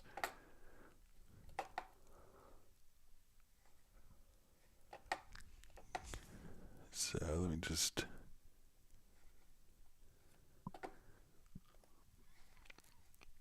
so if we have Hallian Sonic, generally each voice here would have its own output. So if we get to mix, if you have multiple voices, here we could just choose which of the 16 stereo outs it's being routed to. But if we want to do it in Hallian, you could have a lot of flexibility there. Let's see if I don't have a brain cramp in doing it. But let's say we go here to Hallian 7. If these are all on the same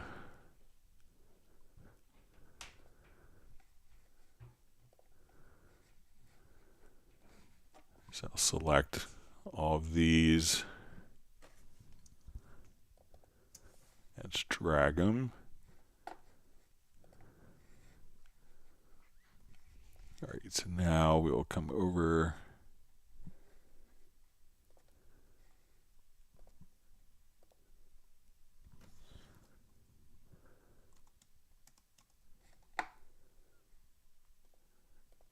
Here, I'll just drag them into this sample mapping page here.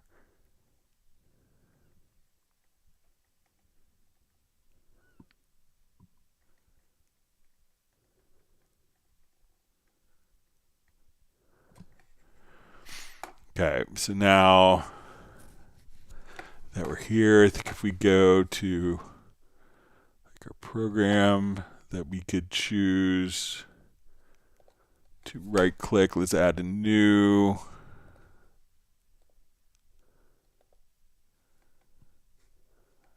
bus.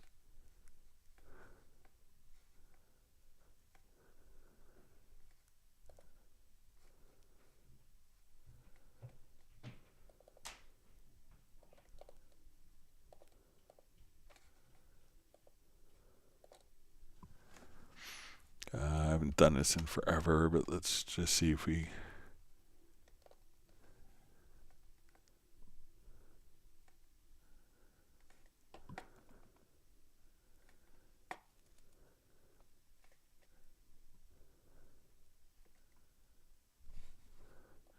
but I think we can add kind of the bus here in the program tree. So let me just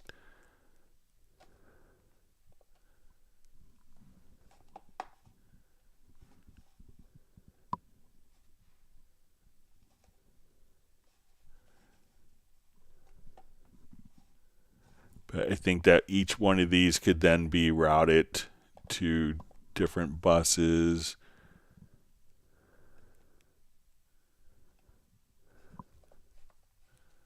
But we might have to add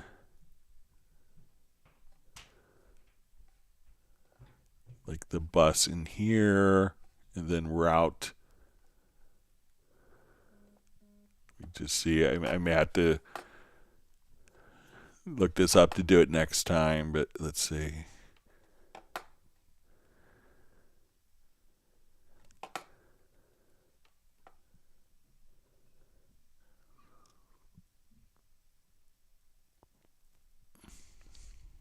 But there are ways to do it, I know, so.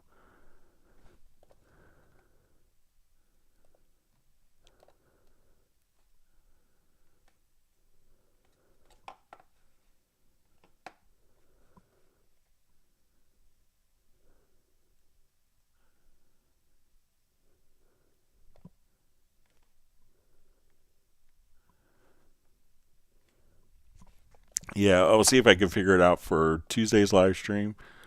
I'll just review that. Sorry, Harold. Or if you want to email me at Club Cubase, I'll probably be checking it out tonight too for Tuesday's live stream.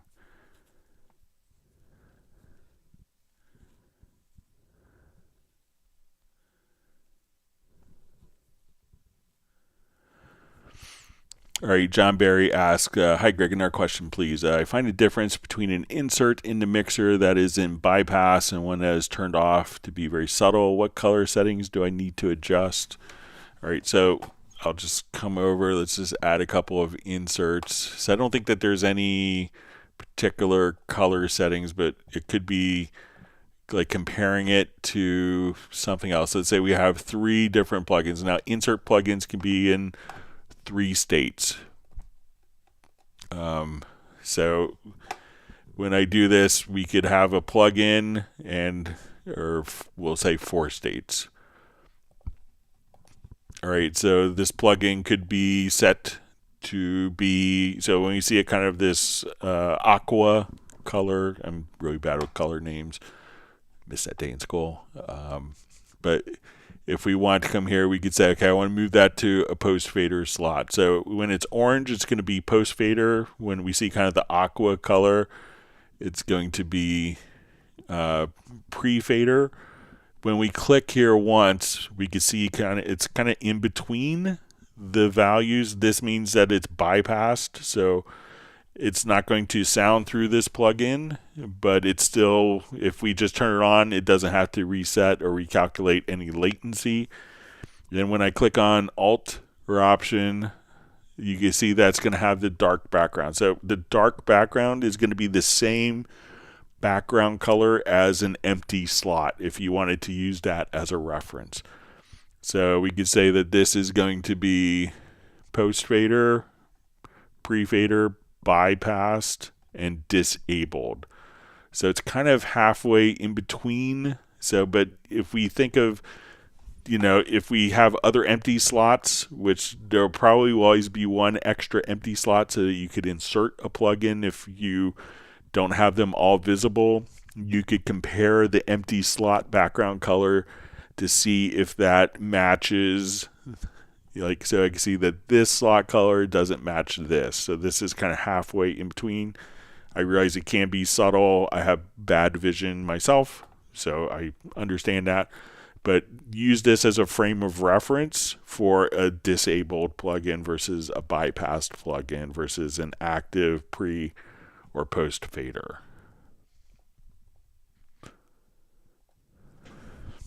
So let me know if that helps, John.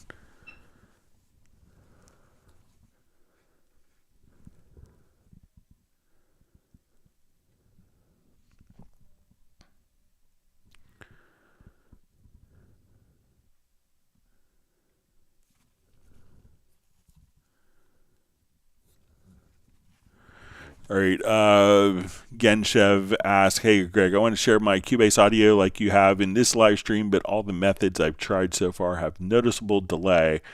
How have you done it? I do have an audio interface. So if you have an audio interface that has, and there will be, depending on your mechanism, so I do it with Zoom a lot, or Microsoft Teams for corporate stuff, and there isn't a natural delay. It's reasonable, so it might be like 20 milliseconds or something like that, but it's very manageable.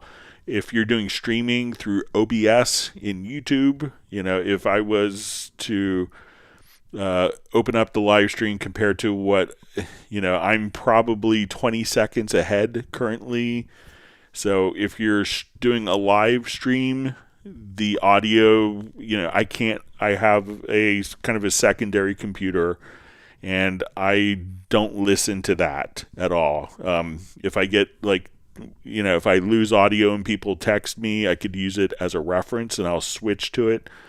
But by the time it's going through OBS into YouTube and it's being encoded and broadcast to everyone, sometimes it could be 20 to 30 seconds from when I talk to when you actually are doing it. So I monitor the audio only from what I'm broadcasting. My setup that I've kind of configured years ago, and I probably could modify it to simplify it, but I have one audio interface for Cubase, and I use a separate audio interface for the stream. That way, if I have to cough, I could mute my microphone that's on the mixer for the stream, And I could, for most cases, I probably could use a loopback device in my live streams, and this is kind of probably unique to my situation. I'm changing sample rates for demonstration purposes frequently, and I would be hesitant to switch to sample rate on a live stream in the middle of the stream. I think that might wig out OBS. So I have one audio interface that is kind of a mixer. It's a Yamaha AG08. So my microphone goes into the AG08. The audio out from my Cubase interface, which is UR24C, is feeding into the AG08. So one audio interface is strictly doing Cubase. The other audio interface is doing strictly the stream.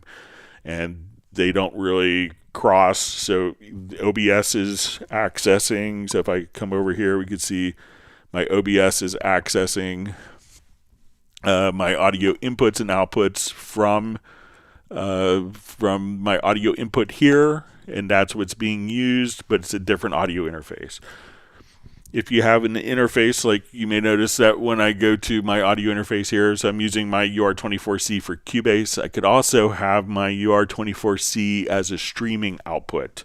So if I wasn't changing sample rates, I could take the loop back, and this would basically send the signal from my Cubase directly to OBS or to my streaming software, and then I could have the voice, and that could be where my microphone is plugged into.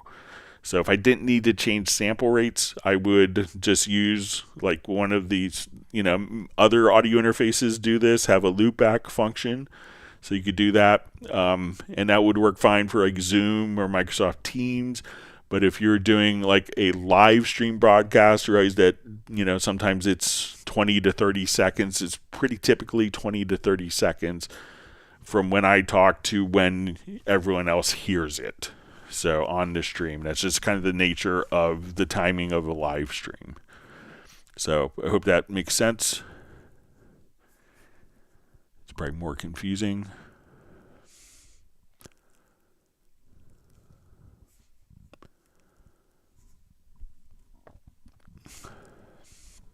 All right, Chris asks, hi Greg, how can I stop Cubase from trying to load certain plugins during startup?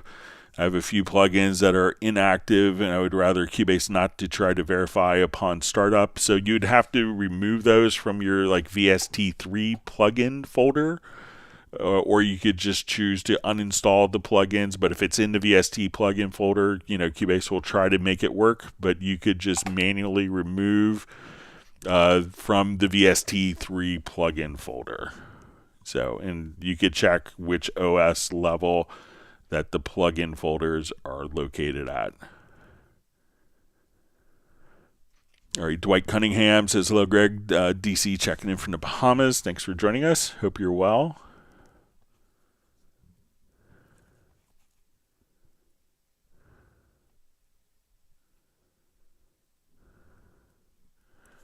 Okay, Bratman Studio just says, Greg, how can I convert audio chords into MIDI chords? They become a bunch of random notes and not chords. Thanks from sunny but cold Whittier, California. Okay, so let me just...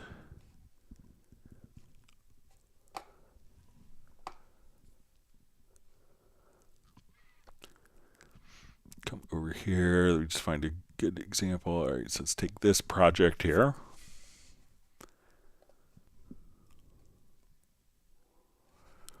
Okay, so let's say we have okay,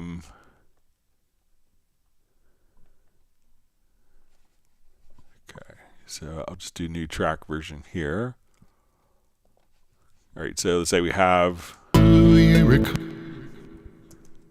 turn that down to kill. All right, so I'm going to take the guitar part here. Drag this to the chord track. Then I could select all of the chords and drag it to, or I could just, let's say I'll take this piano part here.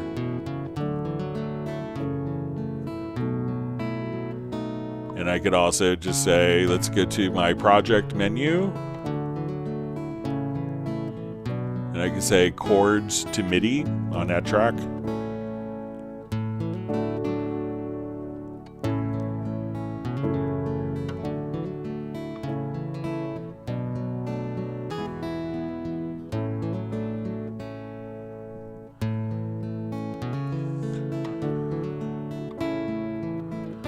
So I just took the guitar part, dragged that to a chord track to get the chords. Then you could actually just, on a MIDI track, come right over and just say, let's get a project, chord track, and say chords to MIDI. And now we could just have all the chords laid out for you in the MIDI domain. So let me know if that's helpful for you. All right, Kerwin Young has received 1 gallon of Kahlua mocha ice cream. I think that's one of my favorite flavors. All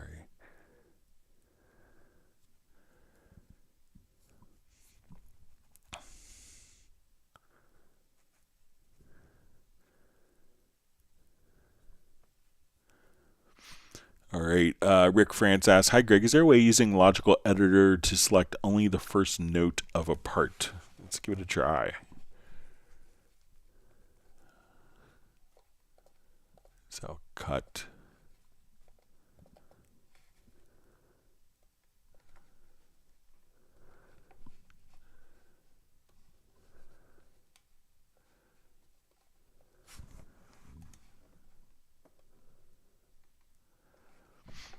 Okay.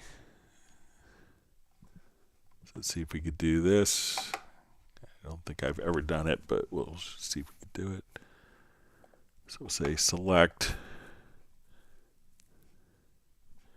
Type is equal to note.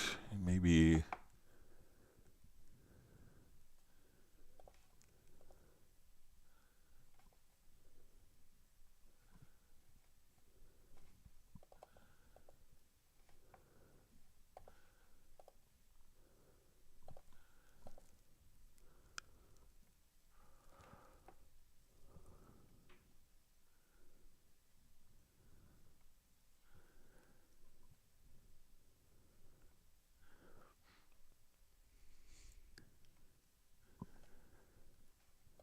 All right, so say if we go, so I don't think any of these would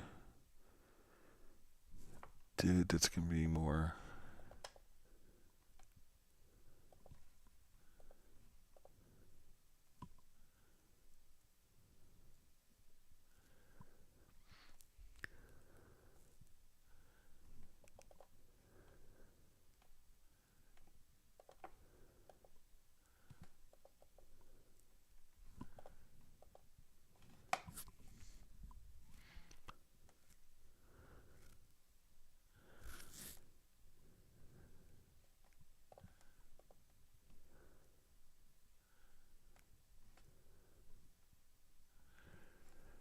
There might be a macro way.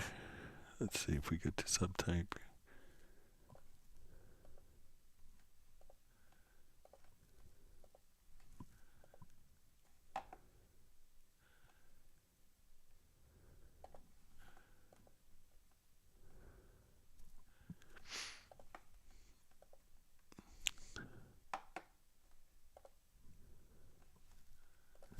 All right, so let's give this a try.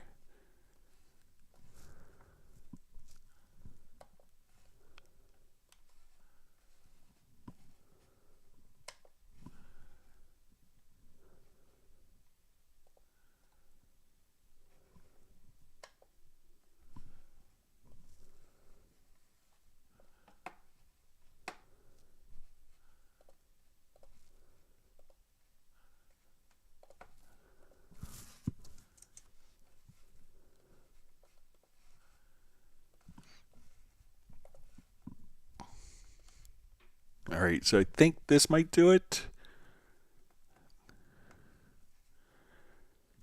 All right, so if we say select, type is equal to note, and we say last event is equal to event counter, and then we enter a value of 1. So let me just delete a couple notes here and see if that, so if we have nothing selected, so this will be the first note in this event. So yeah, so try that.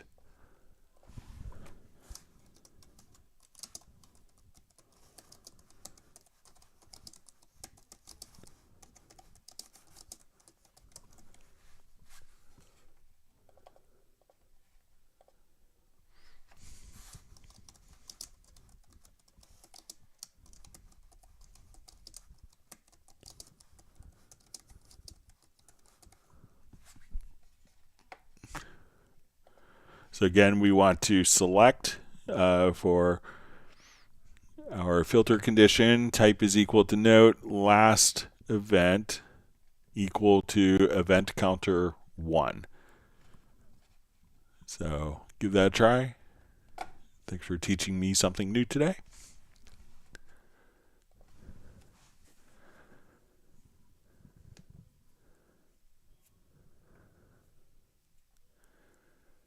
All right.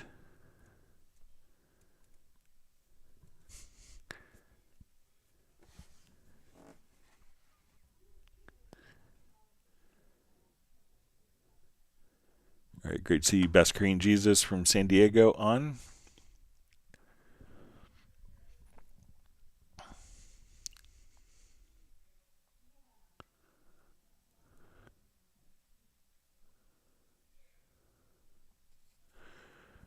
All right, so we see Jan just says, thanks, but can I also move the content folder located in C program data Steinberg content? So I think if we go to the Steinberg library manager again, that will basically move the content from, once you move the content from here, that would move it over to your new defined folder from the default content folder location. So yeah, you could do it there. And that way, when you do it with the library manager, you don't have to make any reassociations. That will automatically say, we know where all the content is. You don't have to go through different folders and start and click on the .vst sound file to link it to the library manager. You can let the library manager move it for you.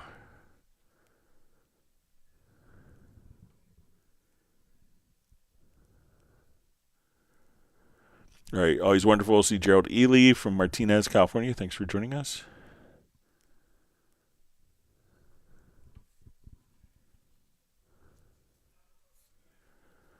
Okay, so I'll see your message about the download assistance with IPv6, so I'll pass it along. See if I get any information from our digital unit.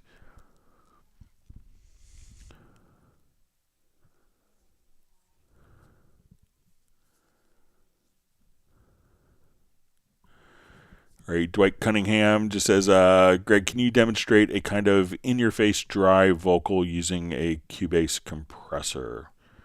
All right, so let's see if we could revert this here. I'll take off the processing.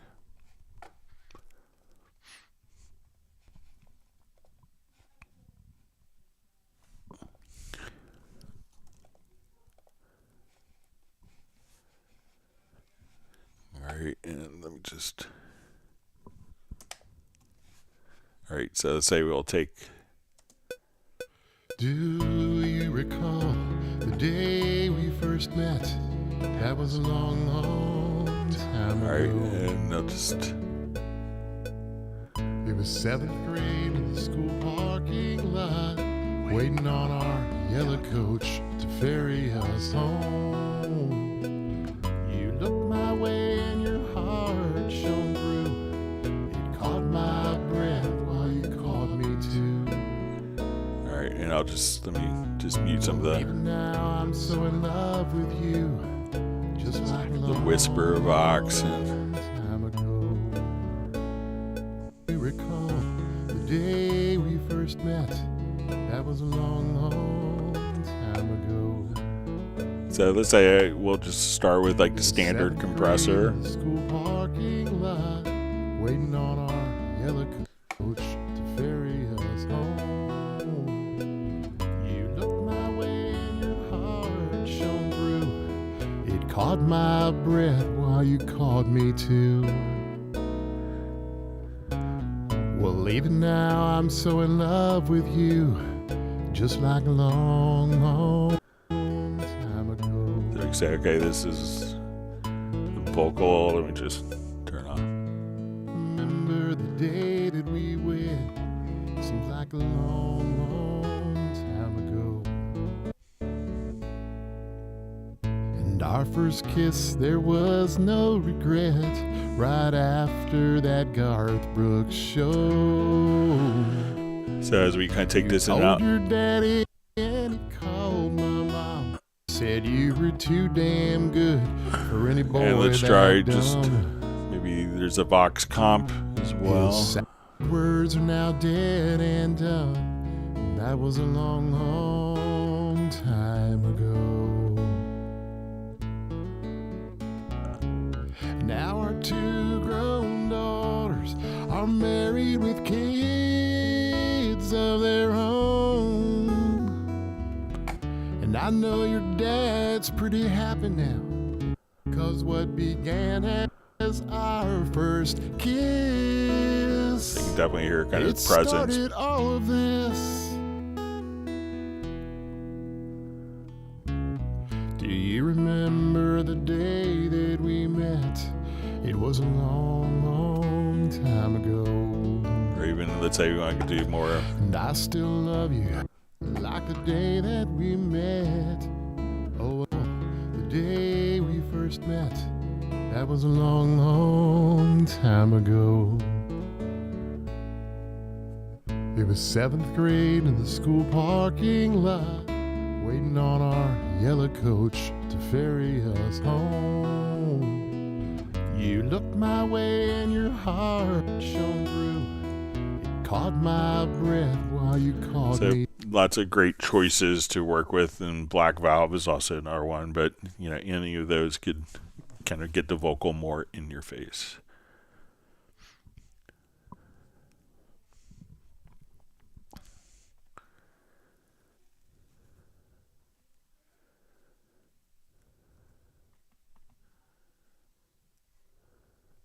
All right, my chat field just jumped. Let me.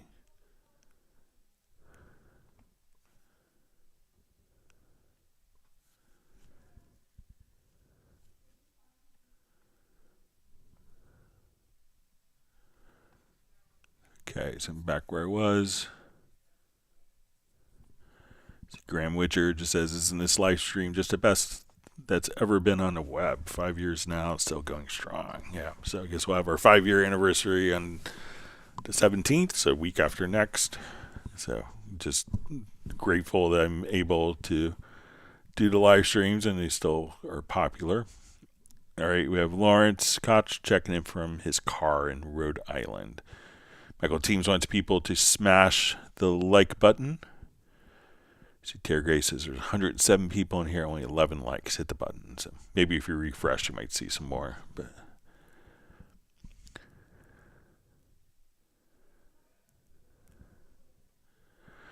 all right, so we see Jet Lee says, thanks for the feedback loop info. I understand. Just one more thing.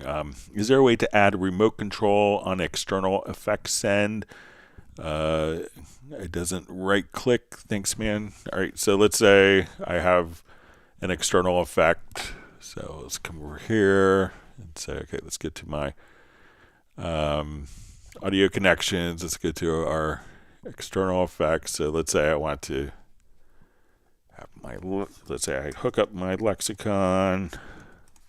We'll go old school here. All right, and I have that going on, and I want to control the send. So I want to come to, let's say, this focal channel, and we go to our sends. And let's say we want to go to our, I'm going to right click and say, let's go. We're going to, or I'll just turn this on and say, I'm going to, sorry, let me just go to my sends and add a send track to send one. So let's say now we want to go to our external plugins. Let's say we're going to our lexicon. So right now I just have my lexicon. So I should be able to, let's say if I go to the MIDI remote, And I'll just come over to this mapping page. So I want to take this knob and control. So what you could do pretty much is, let's see if you just right click and say MIDI remote for mapping assistant. I move the knob and apply mapping. Now when I move this knob, it's automatically applied. So this send is going out to my external effect. So again, just kind of right click here and just say add level. Now another way that we could do this is say I want to take send 1 and control this knob is I want this knob to control send 1 on the selected channel. So what I could do now is I'll come here. Sorry,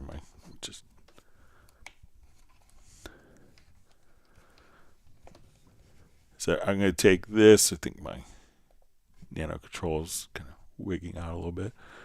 So I want to take this. We'll go to the mapping assistant. We could also go to selected track, and we'll say, let's go to our send slot, send 1 level, and apply mapping. So now this knob will automatically spit out and control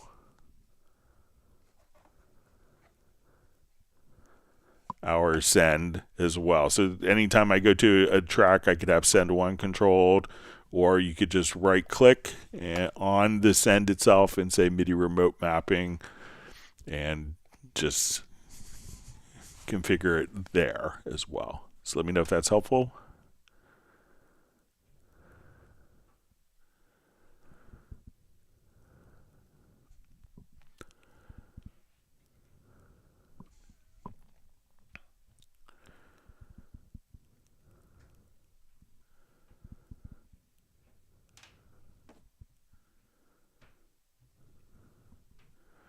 Alright, so you see, no, Memento saying is 95 likers, 96 now. Alright.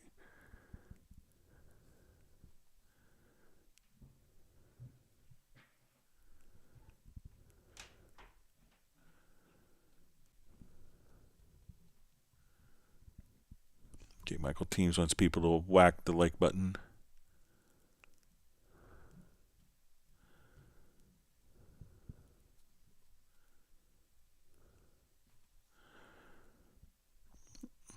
All right.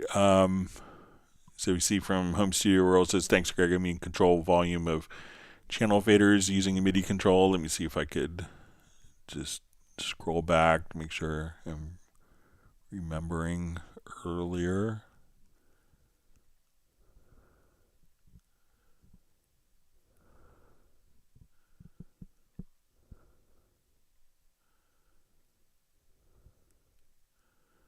All right, seeing if I could.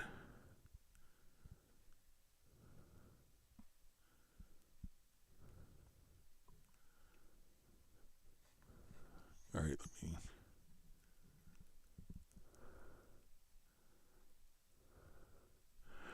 Okay, so back to Home Studio World's question. Can you explain how to move mixer faders? Okay, I'm sorry for misunderstanding. To mix using my MIDI controller. Thanks. Okay, sorry for misunderstanding. Okay, so let's say if I have a project with like 8 channels, or let's say I have 24 channels of audio here.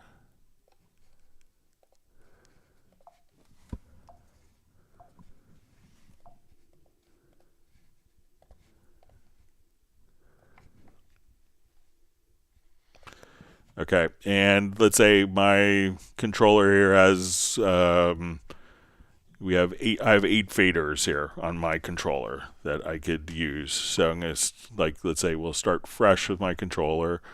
So what I want to do is we go to the mapping assistant, and so we'll just come over here. So let's open up the mapping assistant, and let's say I want to go, I think if we go to,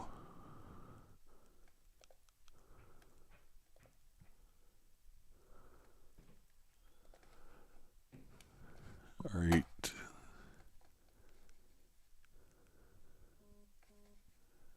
So if we go to our mix console, so let's go to, all right, so we want to go to setup here, and we say our number of mixer bank channels. So say we want to do 8 channels. So I have 8 faders. So we'll go to actions, and so this is all going to be under mix console. So I'm going to say I want to bank. I'm going to use these 2 buttons on my MIDI remote to bank. So let's say I want to bank shift left with this button, and this button I'm going to bank shift right. So this is banking shift left, shift right. So what I want to do now is I'm going to touch the fader here. So I move the fader, we go to channel 1, and we just say volume.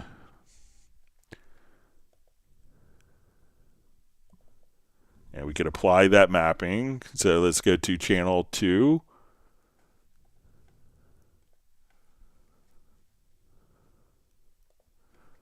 If I had a 16 fader control surface, I would choose 16 faders, and I would see. So let's say, okay, I want this to be.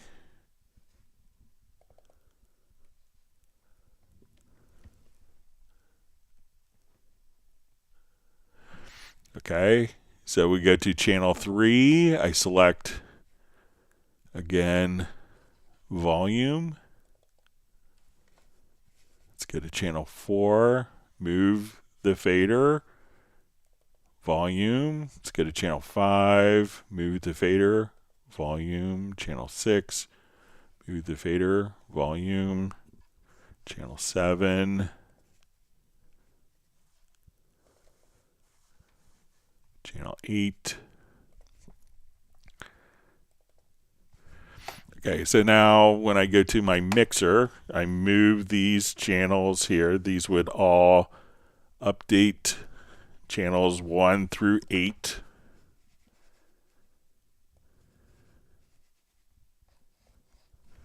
So as I do that, let me just come over here. Make sure I have my MIDI remote.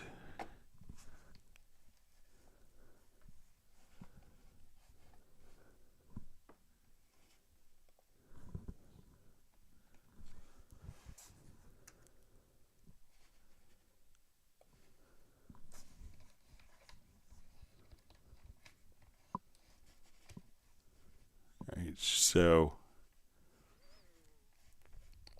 that's generally how you set it up. Let me just confirm.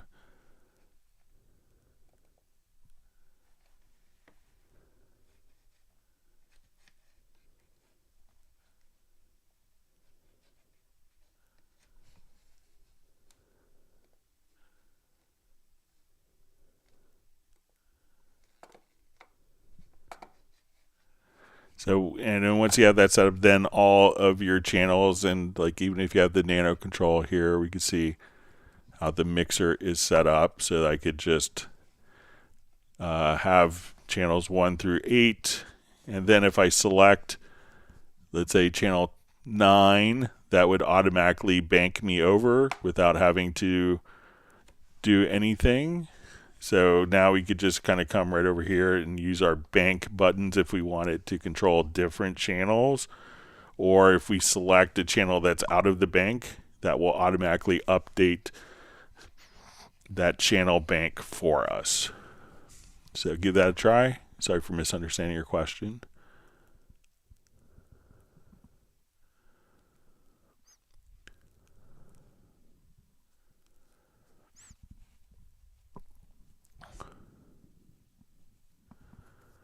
Okay.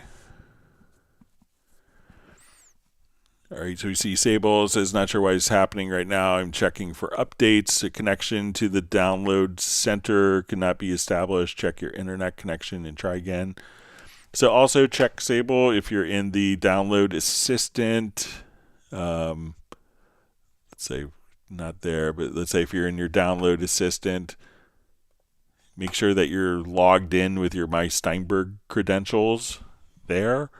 So we'll just have this open.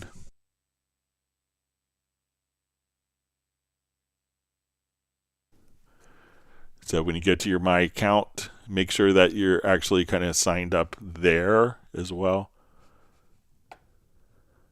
with your My Steinberg credentials.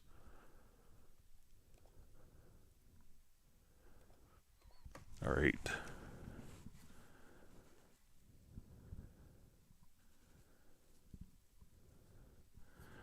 All right, wonderful to see David M., who's checking in for more enlightenment, as we all are.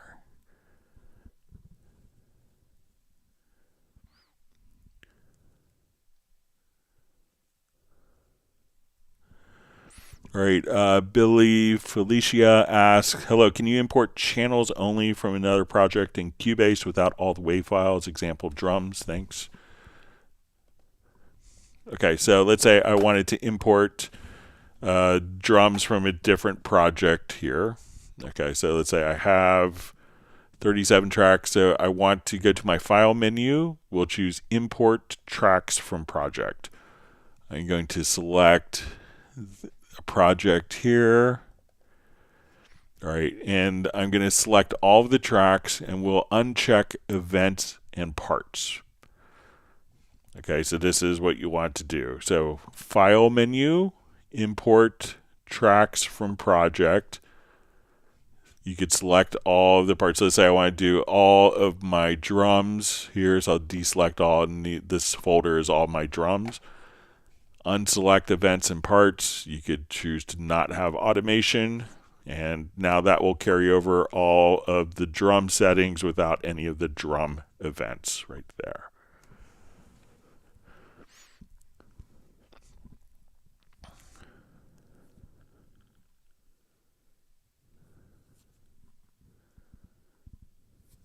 See, Rick France says, perfect, Greg. Thanks for the first note select. Yeah, that's my new thing I learned today.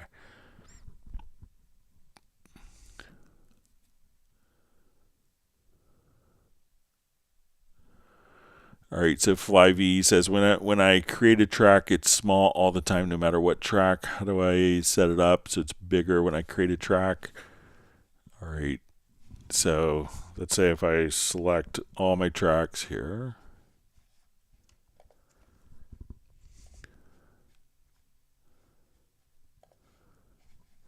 So it might be kind of based on like so let's say I add a track and I have this track very small. All right, now let me add some other tracks and see if it maintains its same channel size.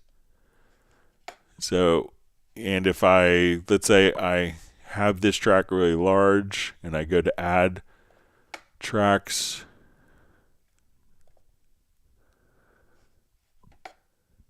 so it might use the basis of the first track. So let's say if I start this really large and add more audio tracks with that selected, if they're the same size. Okay, now let me see if I have this track selected and add tracks.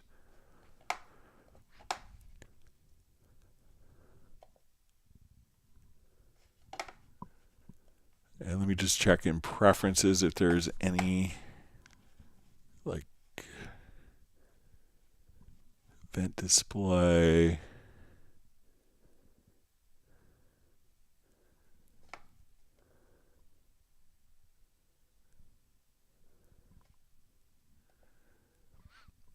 So you might, in the event display, check this to see if you have it set to 2 rows. So let's say now if I add, so if you double click to add audio tracks, it looks like it's going to be kind of the same size. So let's double click here. And now if I add another audio track, it assumes that size.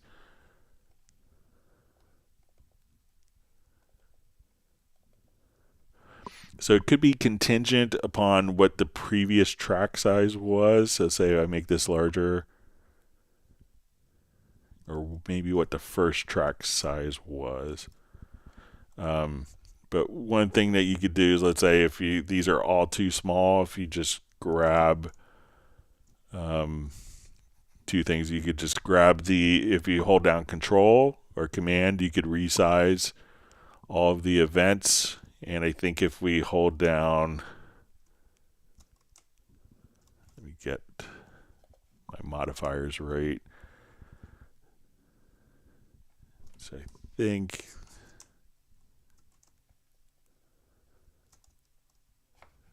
we just drop some data in here quickly. I feel.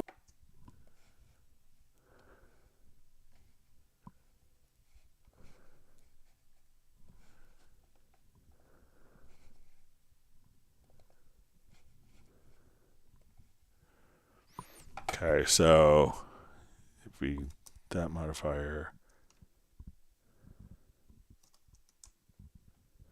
So also, if you hold down Control or Command plus the scroll wheel, you could just zoom that way as well.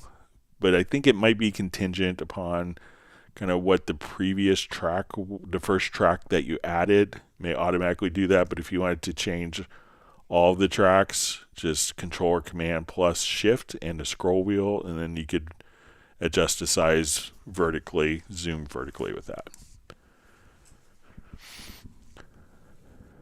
All right, so we see Uno Memento that we have 100 likes. Thank you very much. Rick Francis pushing the supercharger and the like button. All right.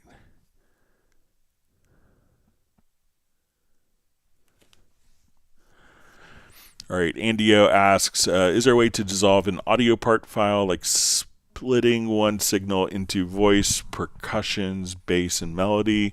So it's a little different, but there's a tool called Spectral Layers. You get Spectral Layers Go as a part of Cubase, 14 and Cubase 11 kind of came out with this.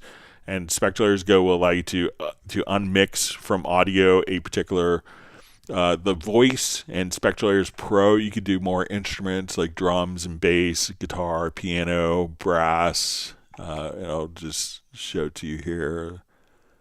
I think I may have. All right, let me just open up a project.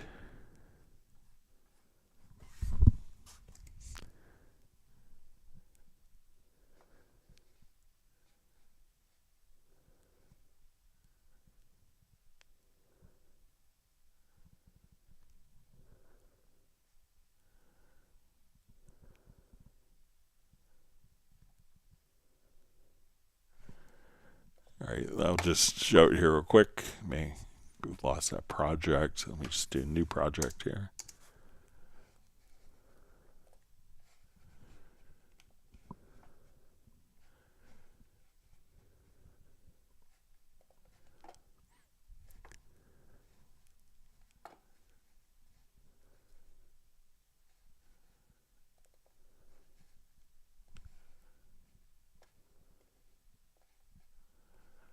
All right, so what we could do is come over here and we could run this as an ARA extension. So the full version, which you have to pay for separately, if we come over here to Spectral Layers, we can now double click and that would launch our Spectral Layers. And this is kind of more of doing spectral editing where we can edit individual frequencies out. So if we come to our modules, we can say unmix song. So I'll come right over here, we'll apply. We'll just give it a minute. It goes faster on my newer computer here.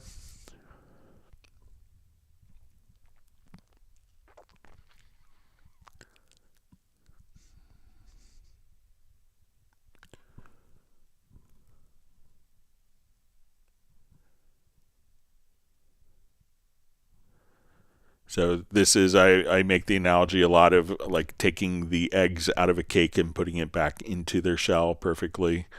So we're taking kind of the full mixed version of the song, and then we're kind of splitting the different instruments out.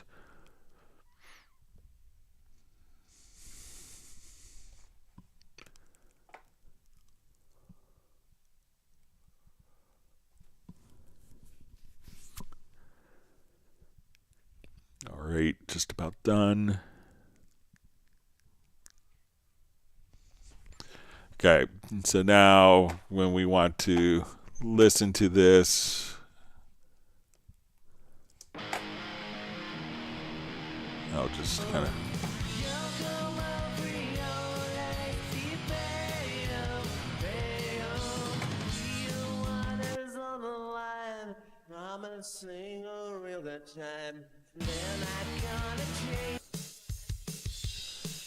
So now we could isolate the drums.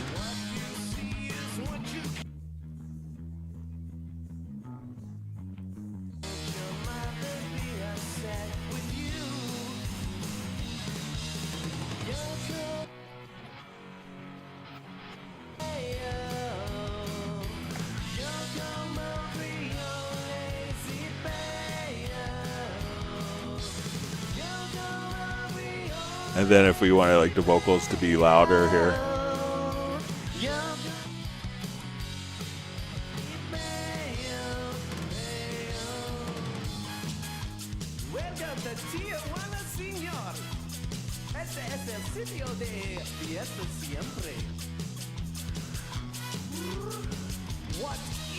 So that's how you could kind of break apart different songs like that.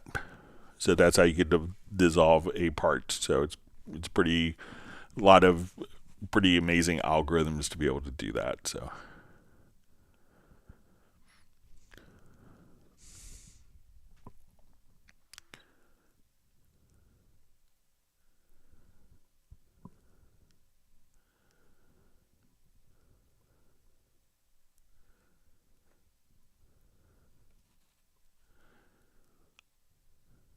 Okay, my chat field jumped, trying to find my spot. All right, so I'm back in the same area.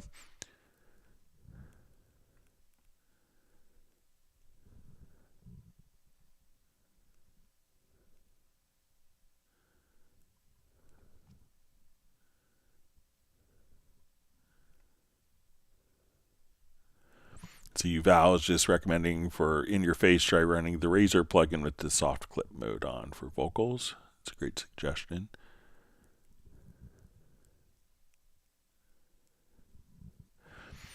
All right, David M asks, "Hi Greg, were there any new features added with the range selection tool in Cubase 14 update?" So yeah, let me see if I could.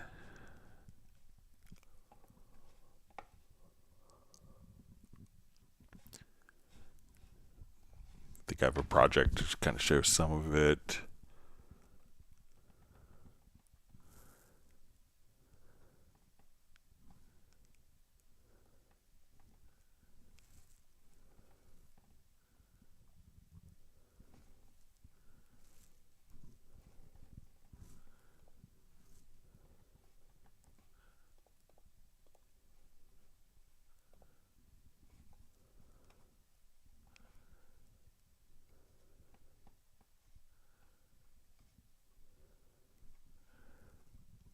Let me see if I can find a project. When not, I'll just kind of, okay.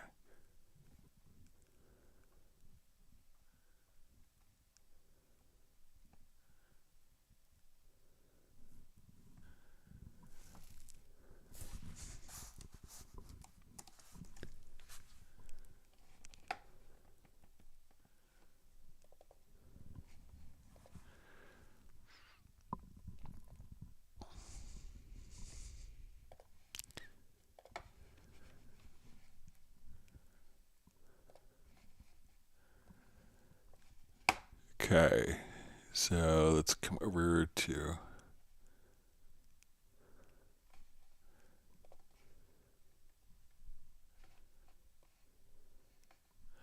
All right, so some of the new range functionality, I may forget one or two things. One is now you could just double click between two events and select a range. I had to make a really pretty extensive macro to do that when requested on a Club Cubase live stream. We could also now just, it used to be that if we wanted to take a part of a file and move it, that it would kind of select the whole file. So we can now just kind of make copies of just parts. We could also just now select a range and adjust the clip gain. And I think that there's some like range editing where we could automatically extend the range. So say if we come here to range, that we could just say event start event range start to cursor. So if we want it to do that, so from the cursor to the start of an event or to the end of the event, I think probably the most practical additions are, I think I'm missing one or two other things that are possible, but you could do that, and selecting the range and being able to do this without having to split the events beforehand. And so those are some of the major things with the range functionality, and just being able to, select like different events without having to worry about the entire event selected as well. So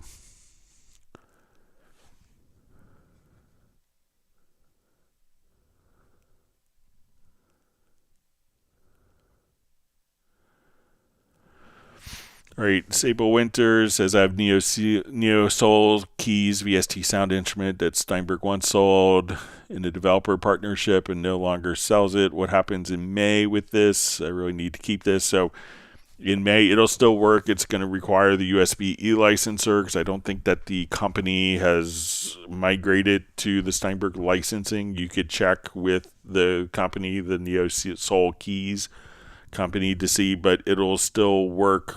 Even after May, you won't be able to activate a new license, but you can, you can still use your USB e-licenser products. So they're not going to stop working. But I don't think that one, and it's probably the decision of the company that developed NeoSoul keys.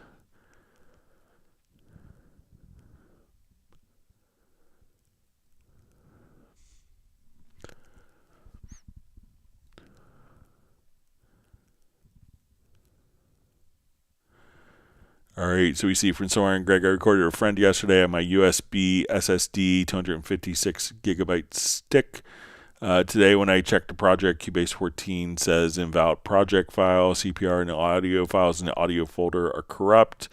Can you tell me what's going on? What could be the cause, and so on? So, it could be that, if there is sometimes when you're doing with USB, if there was a USB like power issue, if you're running on battery, it may have interrupted the recordings. If you want to upload the files and send them to me, I could see if I could perhaps repair the project.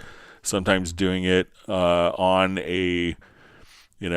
sometimes doing it on, you have a lot of, there's a lot more variables if you're going to a little stick drive with USB power, because sometimes the external USB ports can be in power save mode, and that's not what you want for that case. But if you want to email me a link that's like a WeTransfer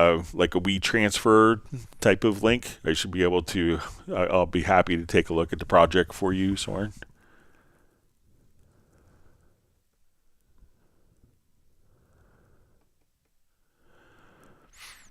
All right, John Costigan says, hi, Greg. I hope all the undos are great, so we're all doing wonderful. Thanks for asking. I watched a video in which a distressor was used on the drum room bus. What Cubase compressor should I use to try it? It felt live and very large.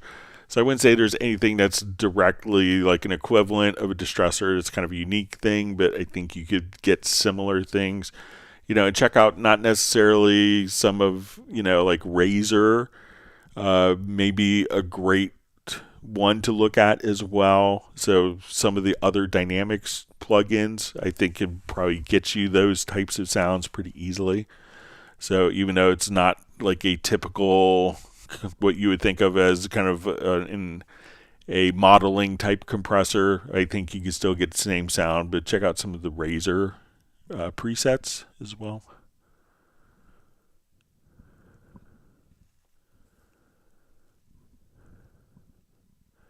We see from Jet Li, says, thanks, Greg. Much appreciated. Keep up the great work. So you're welcome.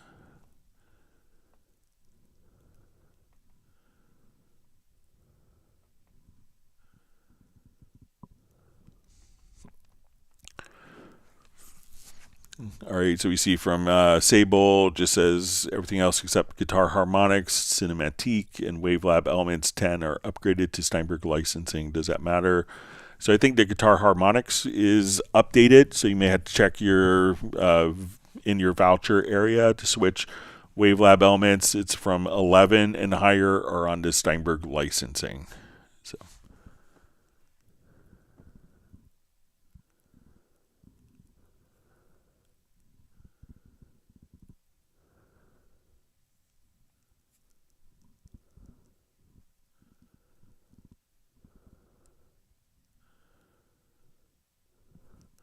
Here we see from John Barry about the color differentiations on the disabled and bypass. As it does seem clear in your screen, I think my modded color scheme may have made it less obvious in that window. I'll tweak this scheme again. So.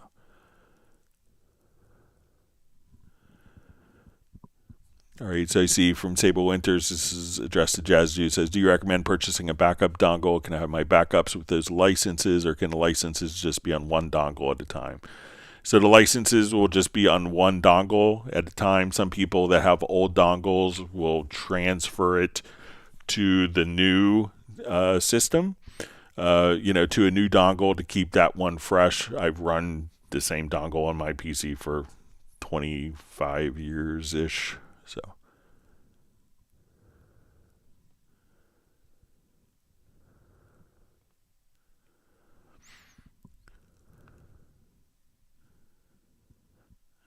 All right, so we see Andy O says, thank you very much. Your knowledge is insane. So just try to be helpful, share knowledge with other people.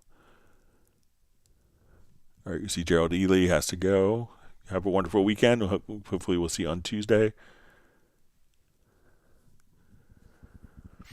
Andy O says, I'm questioning myself why I bought a plugin to do this. It sounds way better quality-wise. Yeah, so Spectral Layers is pretty amazing. So. All right, Jan asks, Greg, what are the specs of your new computer? So I think it's an M4, 64 gigs of RAM. So I'll open up with Sequoia. I think it's 2 terabyte drive. So it's the M4 Max with 64 gigs of RAM. So it's been running great.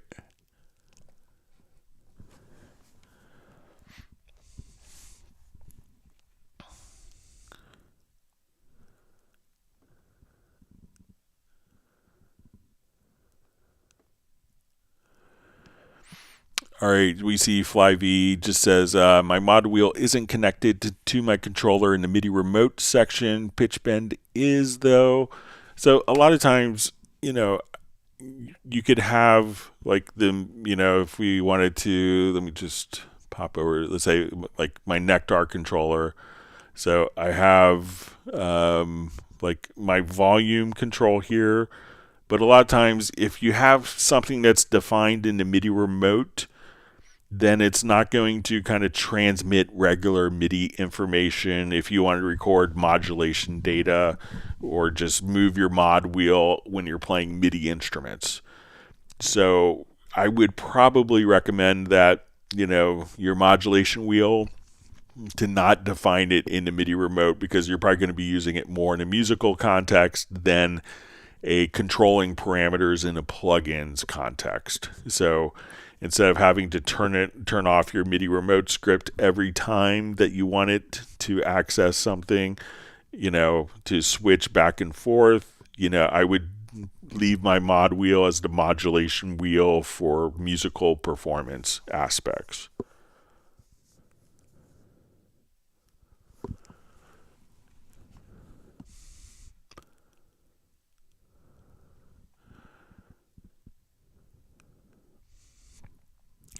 All right, Sable Winter's question. I should know this, but not even close. What in the world is CC this and CC that in MIDI? It never was of concern for me before. Thanks. All right, so CC stands for Continuous Controller Message. So when we want to, let me just jump over.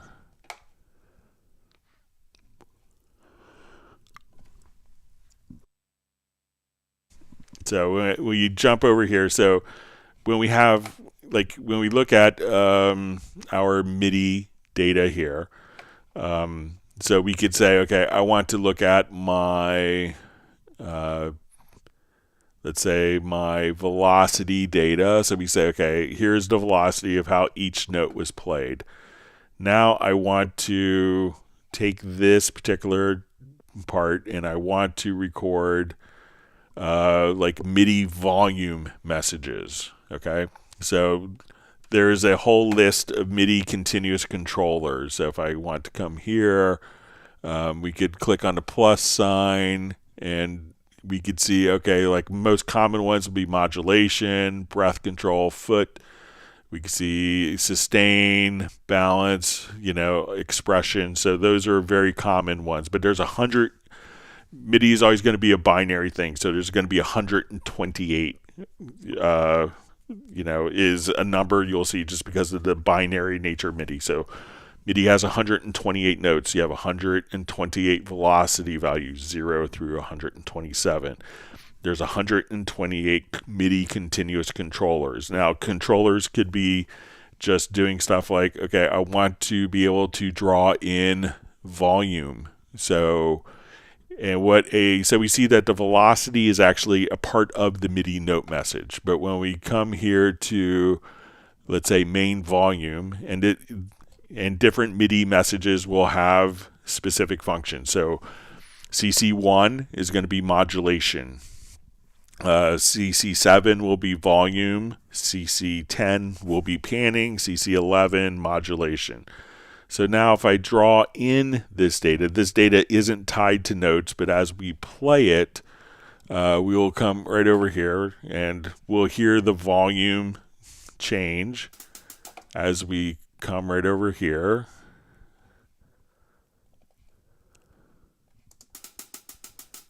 So just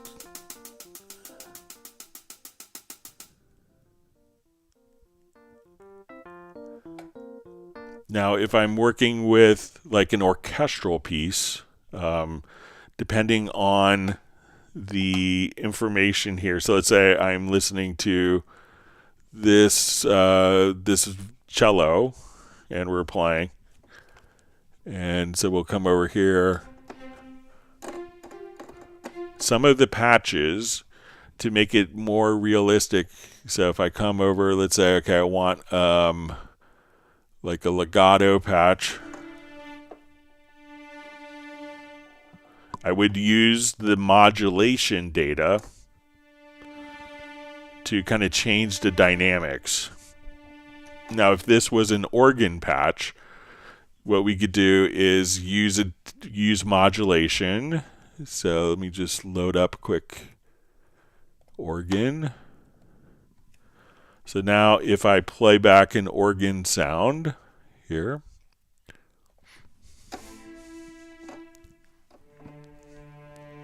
let's see.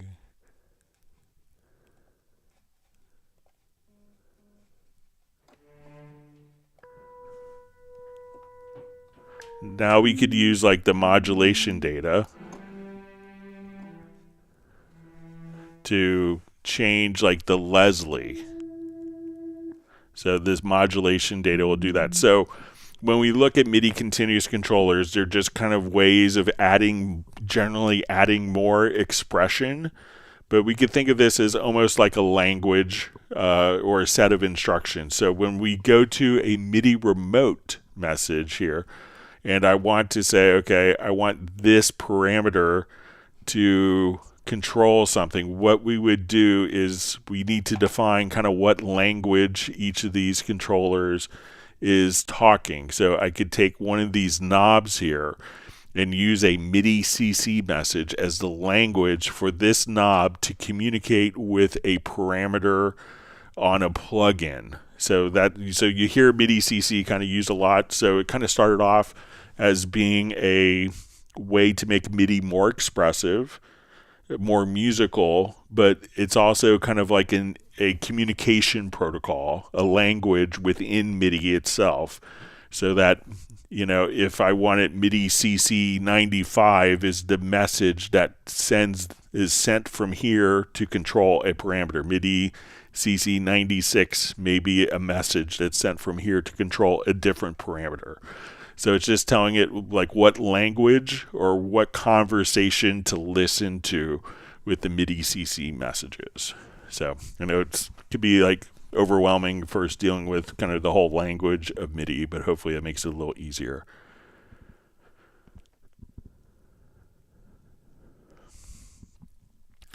All right, wonderful to see Michael Pierce has made it back.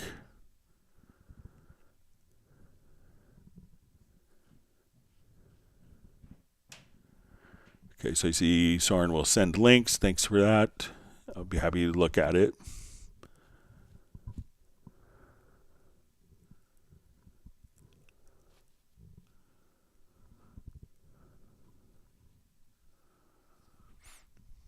Okay.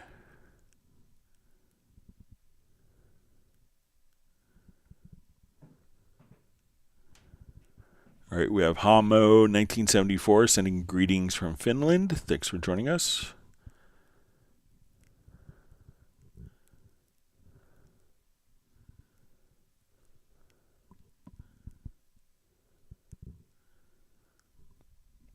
All right, and we see Mark is recommending kind of for distressor type of vibe, the Steinberg Destroyer with Total Destruction preset.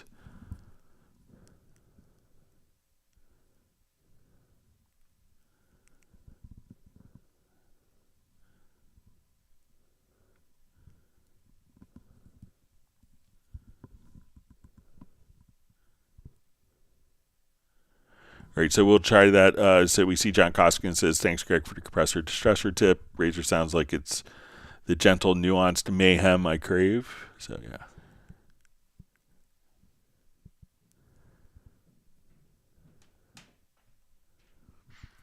All right. So we see Jazz Dude saying Nuendo is on sale before it arrives next week, if he remembers correctly. So I'm not sure if it's been announced. So there'll be a Nuendo live stream next week. I believe it's on the 12th. So you can check out all new things. All right, so we see from Secret Studios says, hi, Greg, I'm probably missing it, but how can we pre-order Nuendo 14, those of us already owning Nuendo 13? So generally it doesn't go on sale until it is released. So as soon as it's released, then so there's not like a pre-order process. There's a promotion going on currently so that people are on Nuendo 11 or 12 and they haven't updated, that they could update to Nuendo 13 and qualify for the grace period update to 14. So there's a 30% off promotion going on currently. But for the updating to 14, we have to wait for it to be released.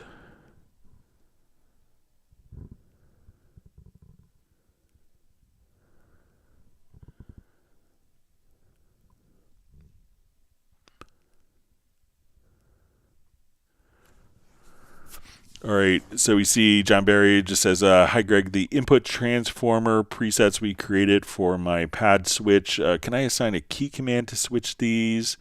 I don't think so, because I don't think that there's a way to switch between presets, but if I remember correctly, let's say if I do it on the track here, and we go to our panel that we just chose to we want to transform MIDI notes, and we'll say their type is equal to, or we'll say maybe it's subtype,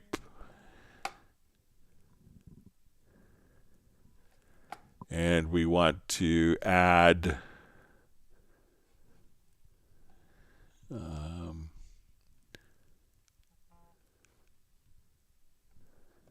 yeah, but I don't think that there's a way to automatically switch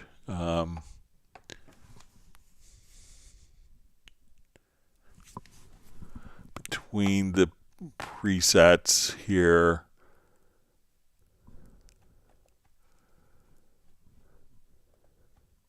Okay, so let's say if we say we want to take our subtype was our pitch, and we want to add, I think it was 16 for your pad.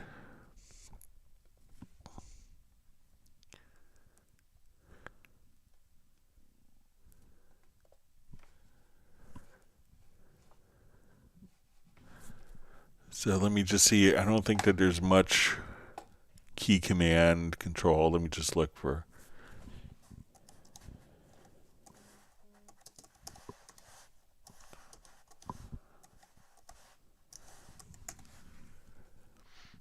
Yeah, so I don't think that there's a way to kind of switch between them. I think we can activate it and turn it on, but not switch between different settings. Sorry about that. But usually it's kind of banking on the device itself.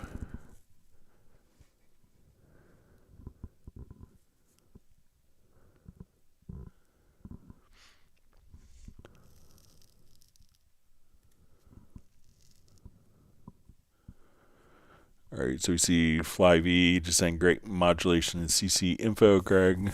So, all right, so we see Soren just sent the file via WeTransfer, so I'll take a look at it right after the live stream.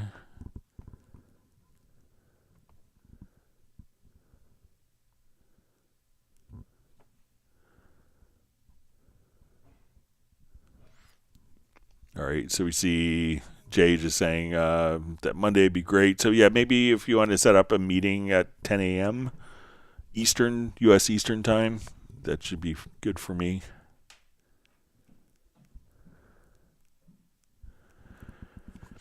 All right, Mark asks, hi Greg, I seem to only be able to add point one by one in my controller lanes. Is there a preference allows to draw like you demonstrated for volume? Okay, so let's see if I come here and we go to, let's say, my main volume. So here I'm just kind of holding the mouse down. So it could be that, let's say, if I just add 1 point, that I could just kind of add in points. Now there is, if we go here to type of new controller, so make sure it could be on step, where maybe it's only going to add in 1 point, but if you click here on the little drop down menu, you could say type of new controller data. You could choose ramp instead. So now, like as we do this, we could just kind of draw in, and it could interpolate the values between. So I say, okay, we just want it to fade out instead of having to draw in point by point. So probably right here in the controller lanes, we could just say type of new controller data, maybe switch from step to ramp, and see if that does what you want, Mark.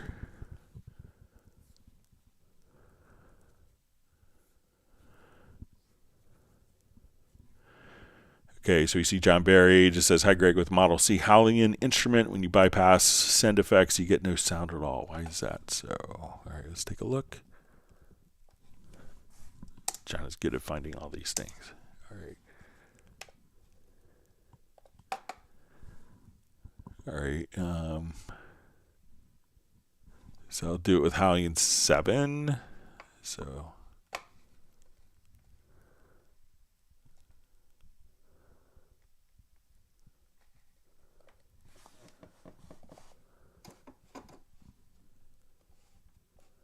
okay, so let's say.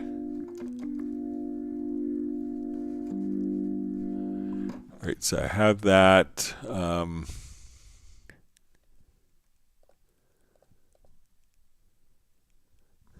And let me just. Okay, with the Model C instrument, when you bypass send effects, you get no sound at all. Why is that so? So, all right, so I don't have any.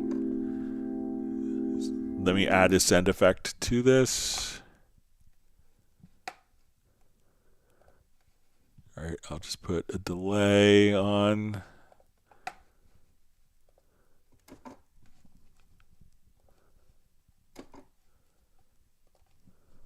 All right.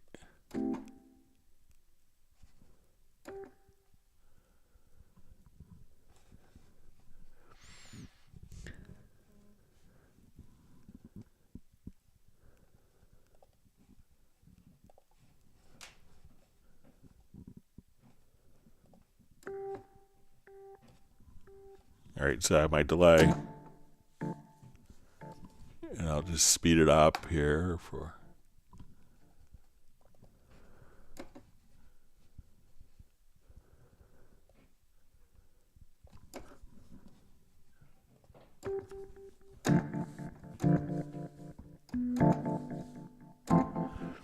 So I wonder if, like, when you jump here, if...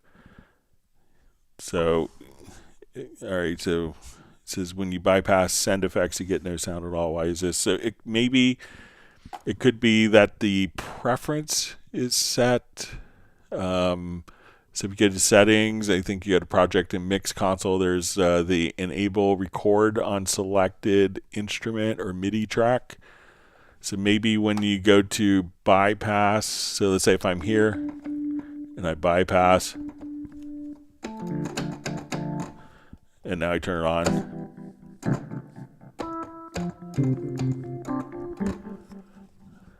So, and let's see if it's maybe a sound effect inside of Hallion. So that seems to kind of work. But I can see, like, if you accidentally clicked here, that could take off the record enable for the plugin. But let's see if I add an effect inside here. So I'll get to the mixer. Let's add an aux.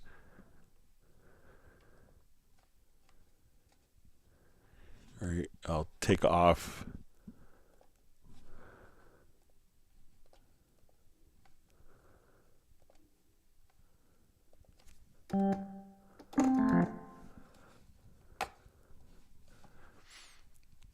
Okay, so let's come back over to...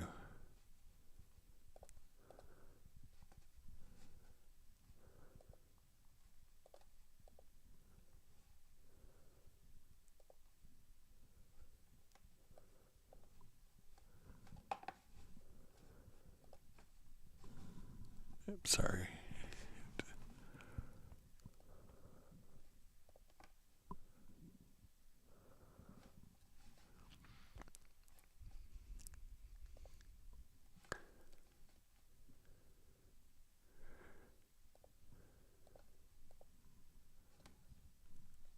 So let me know, John, if it's in the plugin itself. But let's say if I just come here.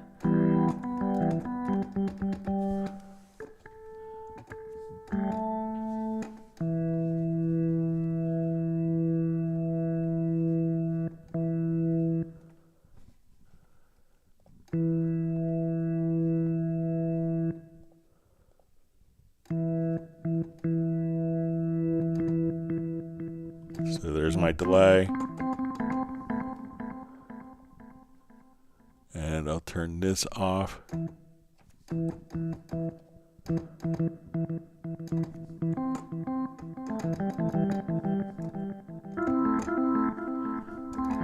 So it seems like it's still working to me, but let me know if I'm misunderstanding or approaching it the wrong way.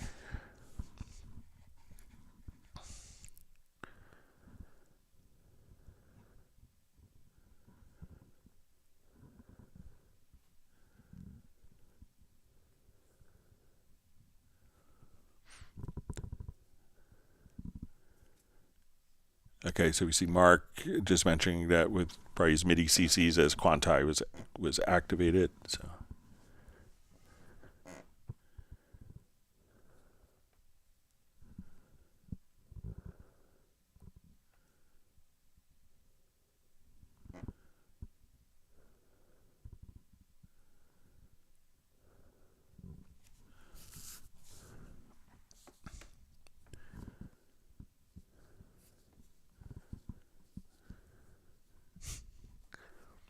See, great quote from Jazz Dude. It's jazz is the teacher, funk is the preacher. So,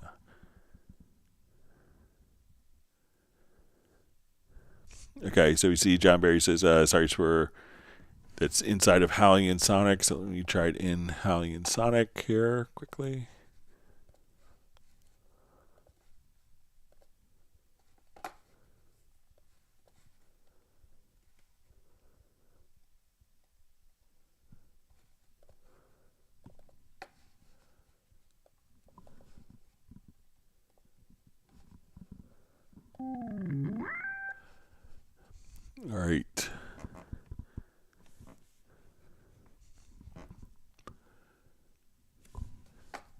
Okay, so let's come over here to the mix. All right, so I go to my effects. I will add, let's say, a delay. And let's, on send to, let's add a reverb. Okay, so now let's get to our mix. So I'll go to my effects on 1, which should add the, and let's add the reverb. Okay, so we have now reverb and delay.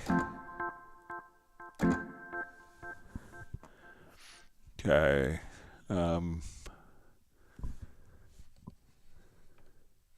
So let's say if we go to, it says on, but it says there's 2 bypassers, which one for inserts and one for sends. Okay, so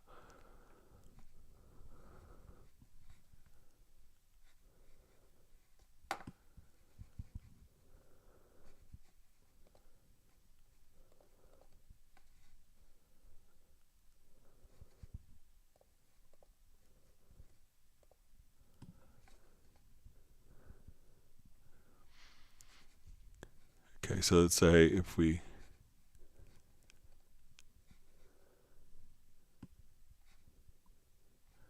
just trying to find the insert, so we see the aux, and so let's say if we do modulation effect here.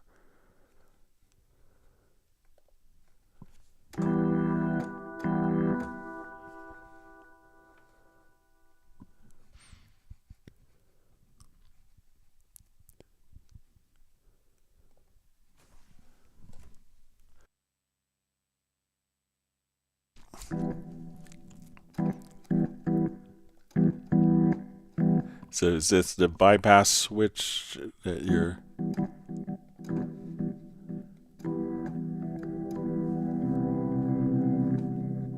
So that seems to be kind of working.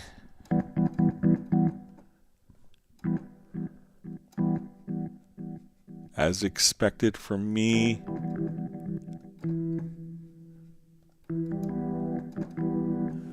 But let me know, John, again, if I'm doing something differently. You see, it says on the menu to the left of the undo, redo buttons. Okay, so it's probably here where we could switch off. All right, let me just turn these on.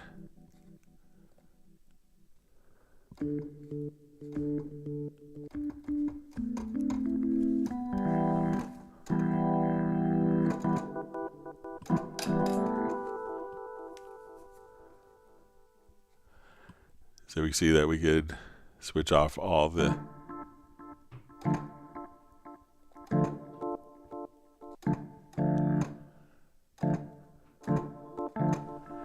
so this all seems kind of be functioning as I would expect, but let me know if I'm doing something wrong. All right, Michael Pierce has graced us with a soup recipe. It says miso soup, you'll need dashi until you can make a basic version with dried kombu seaweed and shiitake mushrooms, or you could buy it. A liter should be enough.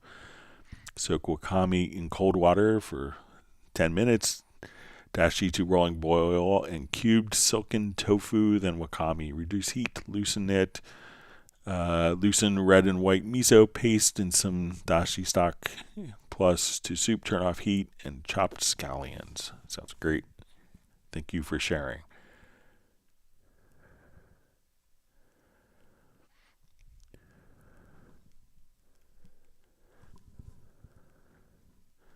All right, I'm going to get to some questions that were mailed in advance before we run out of time.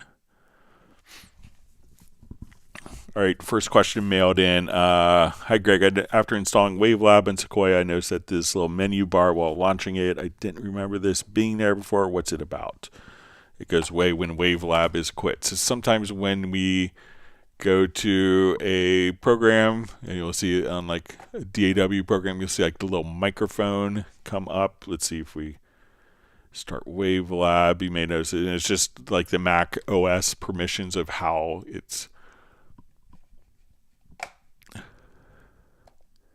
So we see that little message is like to use the microphone. So I think it's related to that at the OS level.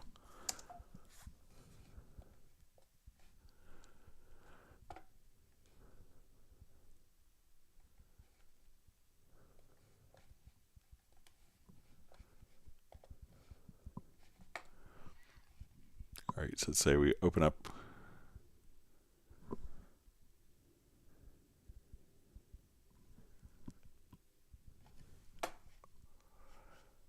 And you'll notice that in Mac OS you may have just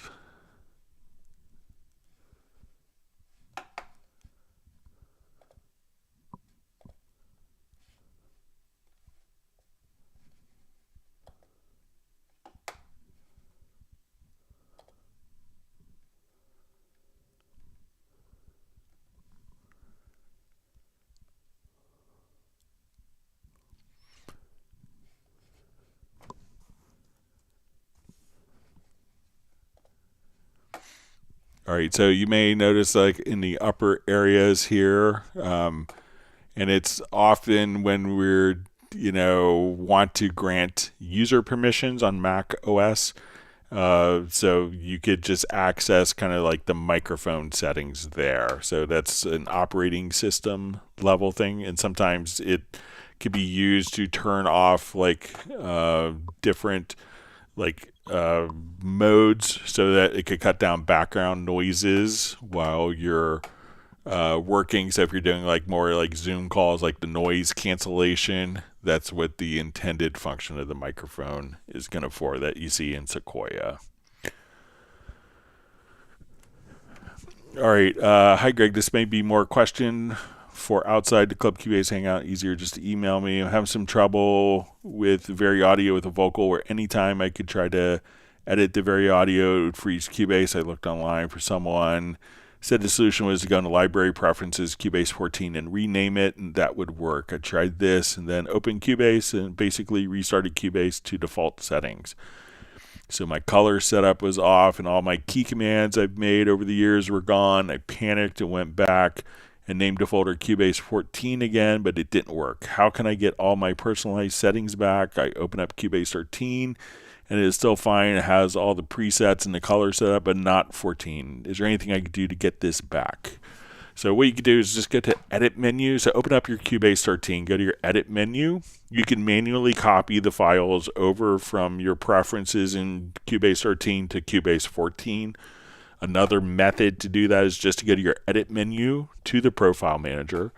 And then we could choose to come right over here and we'll say export from your Cubase export from your Cubase 13 a profile, go into your Cubase 13 and import the profile. Then all your preferences, your plugin presets, all those different things will automatically pop right over. We had a question last time about how to incrementally color different arranger track events. So we'll show that. So let's say I have a number of events, and the question was if we had all of our arranger track events set to a single color, how could we increment them? So I played around and got a Project Logical Editor preset to do this. So we do this and we could say, okay, first thing you want to do is transport locate next event. And this will be the pre-actions. If you don't see the pre-actions, just kind of click right here. We want to choose to edit, select. We're going to edit, select from cursor to the end, and we're going to go to the channel and visibility settings and show selected channel. So I'm going to make sure that this track is selected. Then we're going to do a couple of things in the Project Logical Editor where you say the media type is equal to an arranger track. The property is set to is selected. And then we want to go in the event transform actions. We're going to choose to set color and to increment. And then we want to go back and show all of the tracks. So when we do this, we want to first select the first arranger track, select the track, and as we do this, we can now increment the colors of our arranger track events. So again, they're all the same color here. Let's say if I just keep adding more arranger track events,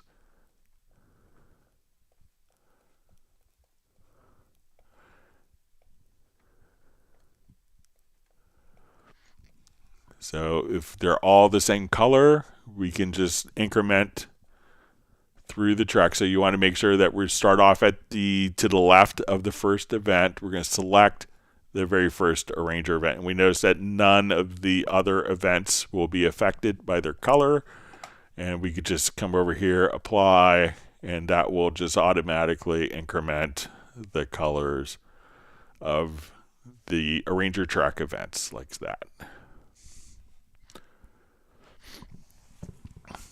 All right.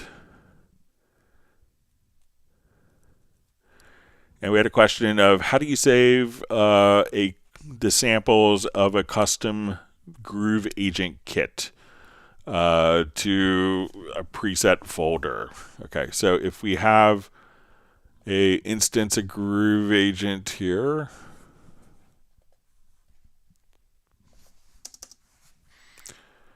and I want to create, let me just go to my favorites folder. And I want to custom save these particular samples. If I select the correct key, that would help. So I'm going to drag these over. So we have our 8 samples, and we want to save this. So what we can do is right-click on the kit, and we will say Export Kit with Samples. So we could choose to put this into a different location. So let's say, okay, I want to go out to my documents. Let's go to my desktop, and we could add a new folder.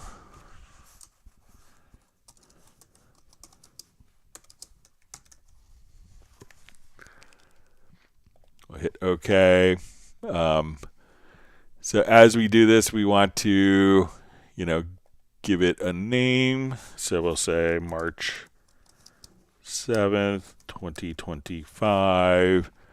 All right, and we want to click on, you'll see like this little export files here. So we'll, again, kind of come right over here. And there's the little trick. It's kind of a hidden, so kind of a hidden box here. If you say export files, and we can say, okay, this is going to be for drums. So now when I hit OK, let's look at our desktop. We will come over and we'll say our March 7th, 2025 VST preset, and then we'll look at our samples are all right there. So that's how, so again, once we have all the samples, export the kit with the samples. You can put it into a particular folder. You could save it into the project folder if you wanted to. And as we're doing, as we're doing this, just make sure that you have the export files checked. That's a thing that's really subtle. And once you have that, then it's like the big epiphany moment. All right.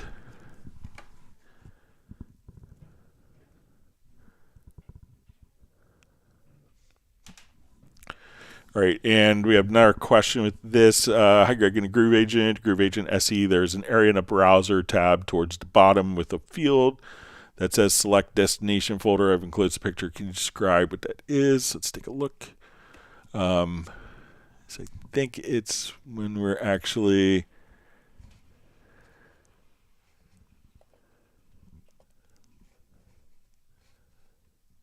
let's see if it's when we're in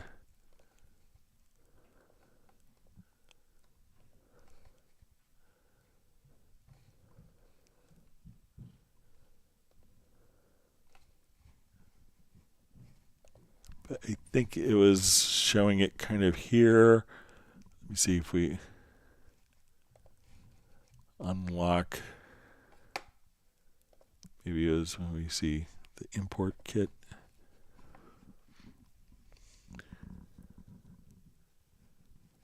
Yeah, so I think it's basically going to allow you to see the path of the particular kit. Let me just try loading up a different kit, see if it shows up.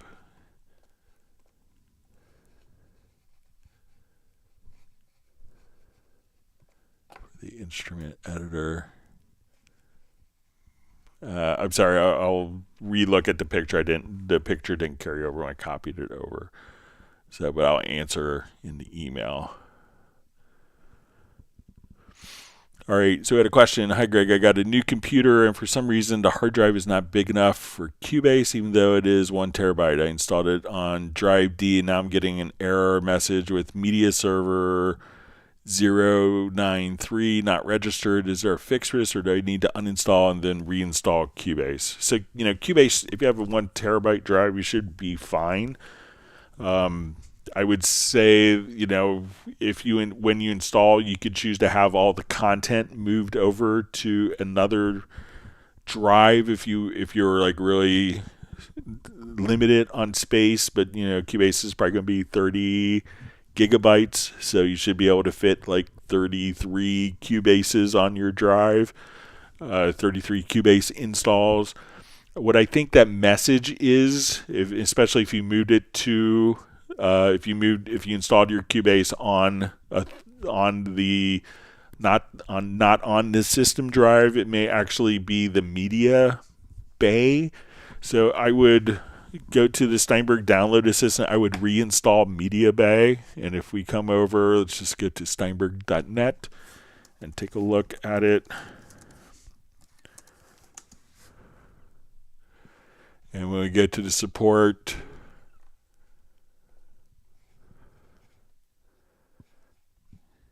and you'll see the downloads, and then you could just come right over here, and I think that you'll see Steinberg Media Bay. So try reinstalling the Media Bay, so you can pick the operating system that you're running, and then I think that will fix it. Ideally, you probably want like the program on your C drive and maybe all the contents and libraries on the D drive, and you could move that by going into your Steinberg library manager as well. So let's say if we come over here, once you could set clicking on the settings icon. You can then choose your path or just click here to move all the content, and then click on the move button and then select a folder on your D drive. So a couple things to try. All right, next question. Why can't Steinberg offer a simple function for tempo smoothing flat of a song using AI? With Project Tempo Detect, Audio Advanced, Tempo Set Definition, etc., you have to pick multiple times, and often nothing happens after you set the tempo definition in the project.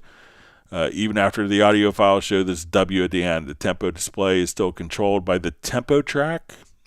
Should you smooth all stems of a song or just one? It's way too complicated. By the way, so I think that it's doing, so if I were to do this, let's say we do a full project here. So I don't think it's, I think once you understand a process that it's pretty straightforward. We'll review the process again. So let me just...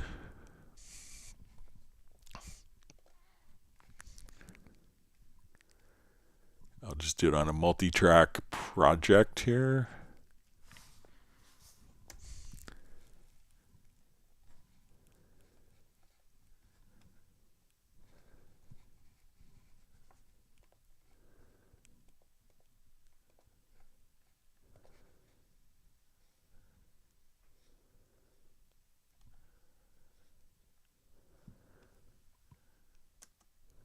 Let me just...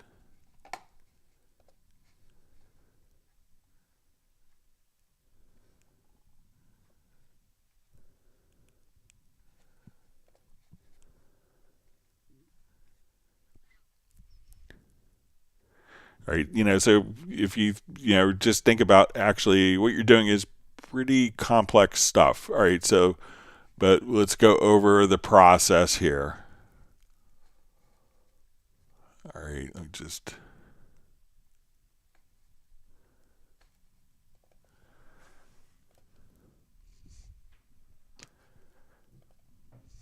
Okay, so I'm going to take just my tempo detection here. So it's always going to follow it's pretty much always going to follow the tempo. So just, remember that. So let's say,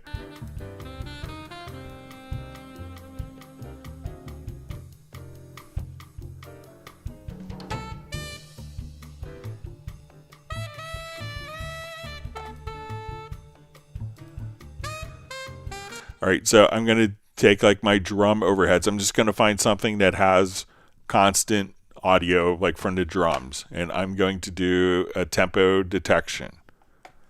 So 2 mouse clicks. All right. So we have our tempo. Now what I want to do is, so we listen to it, and so now what I need to do is just tell the files here. We're going to select all the files, and so right now these files are playing back in their time. If I want them to follow a different time, I need to give it the tempo information so that it could follow any other time. So we'll say this is mouse click 3, so we'll say set definition from tempo. I'll hit OK.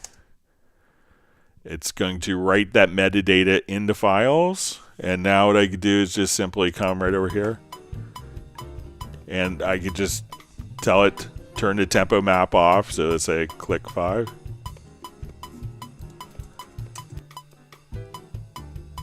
And now the tempo is smoothed out for a track. So I think it's 5 or 6 mouse clicks to really do it. So, and it will use the tempo as a basis, because if you're smoothing it out, it's going to smooth it out to the tempo.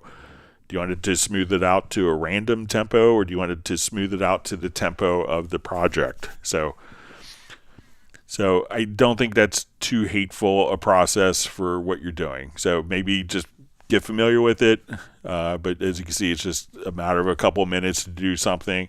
And I would say that, it's not AI, but, for someone in the past that's had to do this, where you manually tempo warp every single beat, this is, significantly faster. So, and other programs may work if they have a steady tempo, and then you could change the tempo, but not if you have fluctuating tempos. Not nearly as well. So, all right, next question. I also find it complicated and unattractive that you have to click so many times in Halion to find a button to change the sound. Can there be a large, clear button like on most keyboards? How could this be made easier? All right, so let's open up a Halion. So let's say we come over to Halion. So one of the things that you could actually do is just come over. Let's go to your VST instrument. Let's say we go to our sampler category. So we'll come right over here. I just want to double click to load up Halion. So I want to just double click, and now I've loaded a sound in Halion. I could just click kind of right here, and if I wanted to audition different sounds, we can click here. We could go through all the sounds. We could go through a particular library.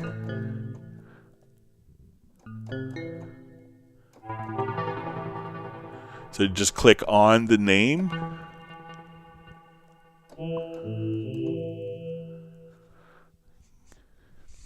And that would be, and you could choose to have this, always remain open if you want. So if you want to just kind of click right there. So I don't think that's too hateful.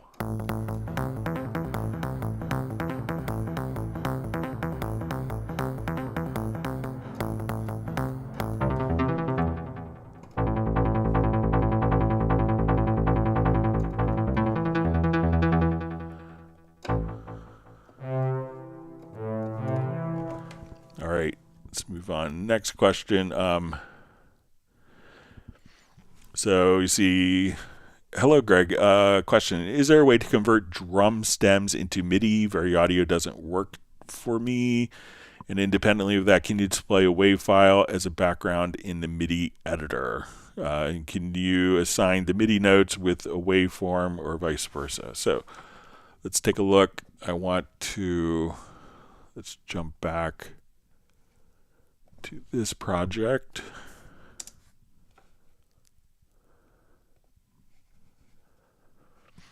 Okay.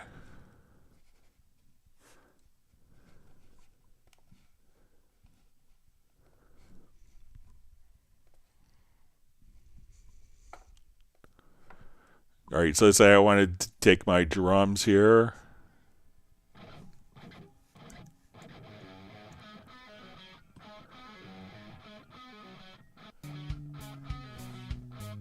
All right, I'll make these all a little larger. All right, so let's say I want to load up like a drum set here, so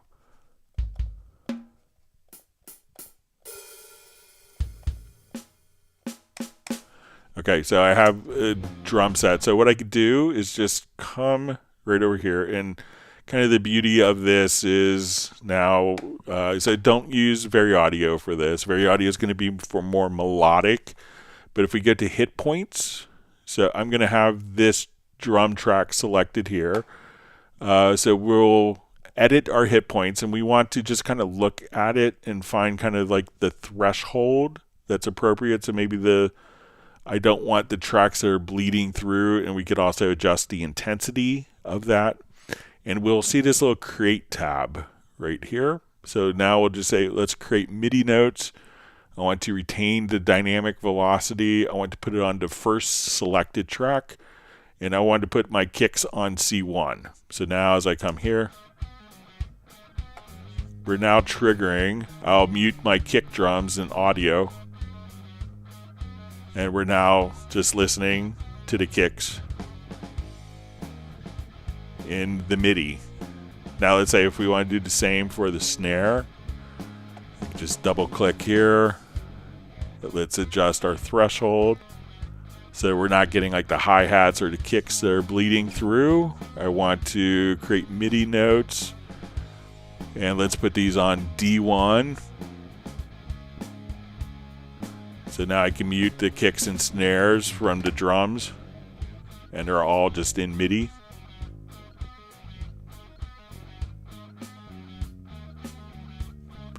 So let's make this a little louder.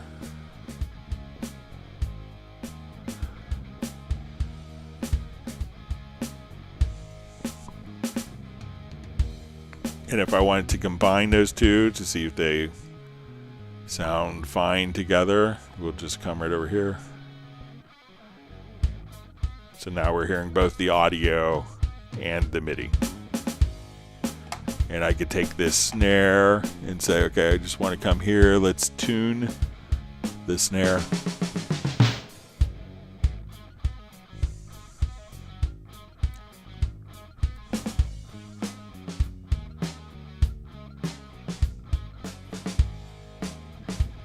So once again, just double click, go to the hit points, choose create, load up like a MIDI track, and then you could just create MIDI notes based on those for quick drum replacement. All right, another question. Can we display a WAV file as a background in the MIDI editor? So currently not, but I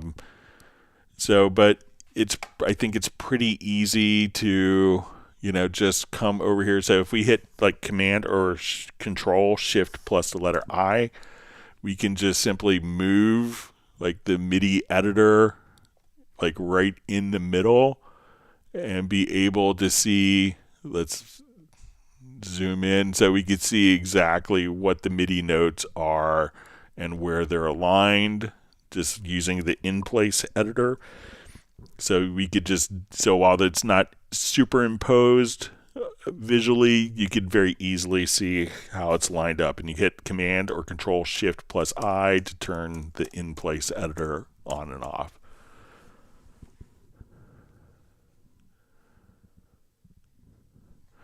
All right, let me jump back to our live discussion. Thanks for all the great questions, and you could always send questions in advance to clubcubase@steinberg.de.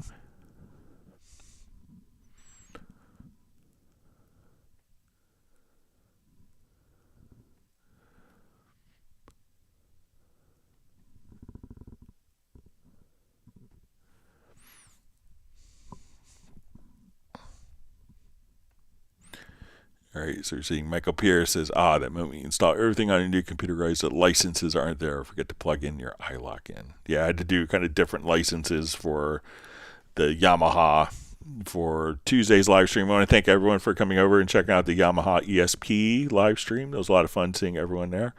It's great to work with my friends Blake and Hoppe.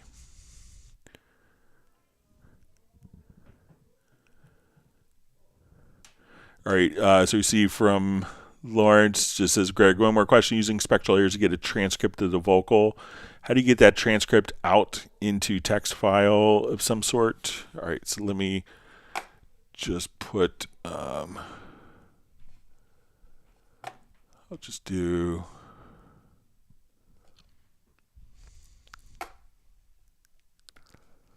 new project here.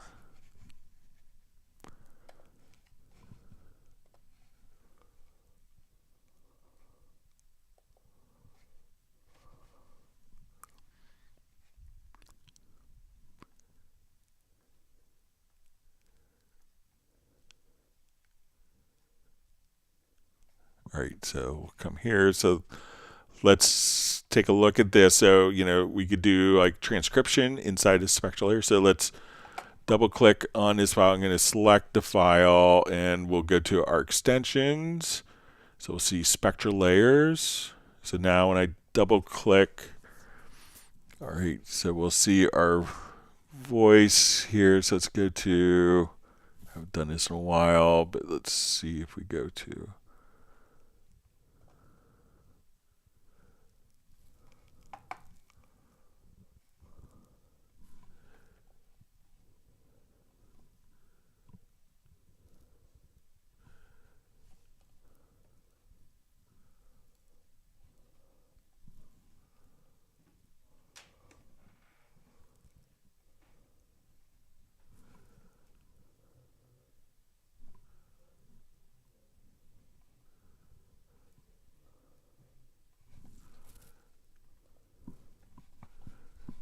all right, here, let's take this full screen. I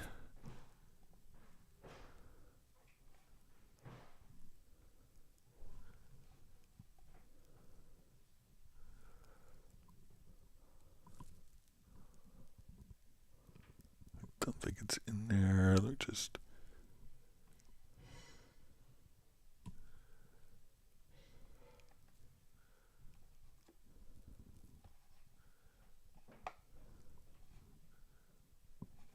sorry, I'm just having my brain cramp moment here.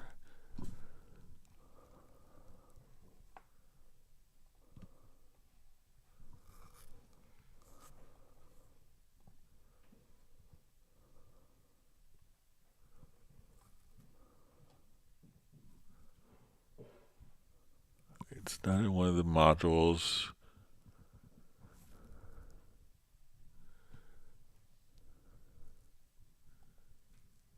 I'll just look it up real quick here. Sorry for my brain cramp.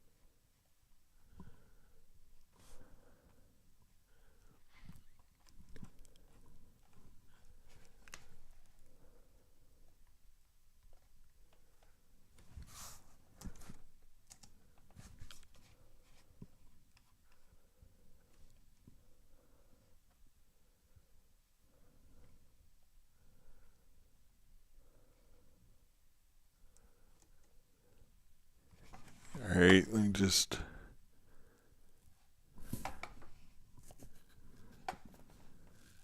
Maybe, Lawrence, if you could send just a quick, like, how to access. I'm just sorry for...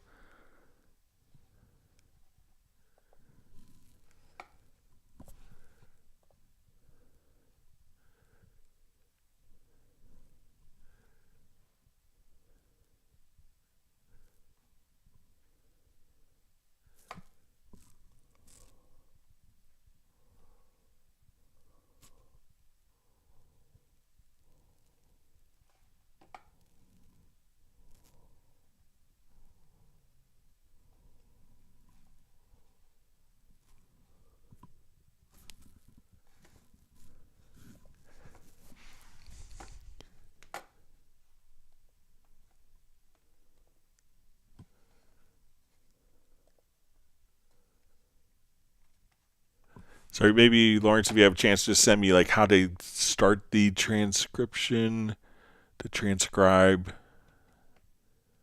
I know how to export it once it's there, then...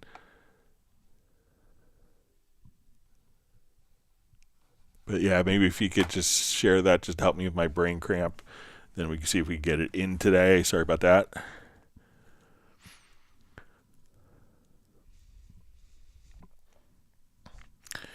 All right, Balsa asks, I believe from Montenegro, how can I import a MIDI pattern to be playing style in chord pads? All right, so let me just open.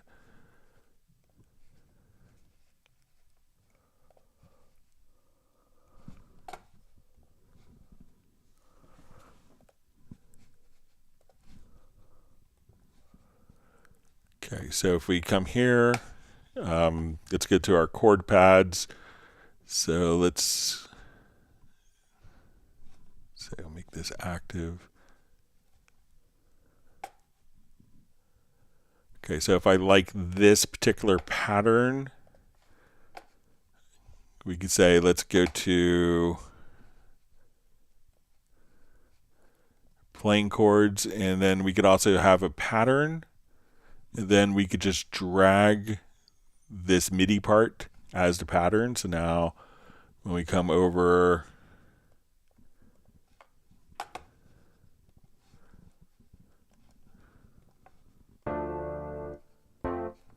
so we say, okay, we want to do playing chords. Now let's do the pattern.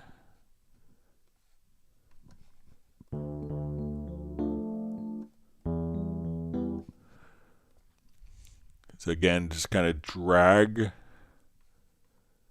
and drop the MIDI pattern right there. And then you could just come right over here and have that as your pattern. So just drag and drop the pattern right just like that.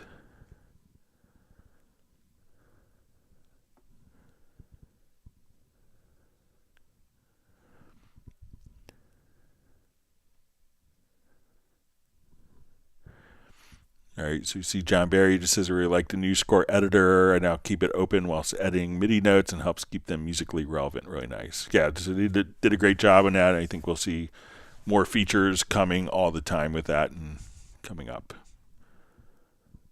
Okay. See, Jazz Dude says some great advices today. Thanks, Greg. And artist known as Love says, I'm on fire. Hope not.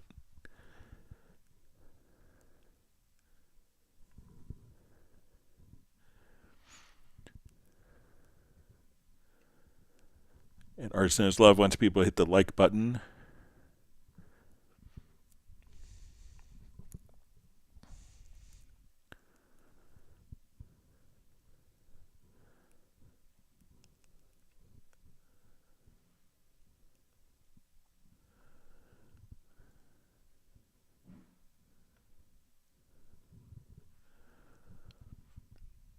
All right, reading through comments.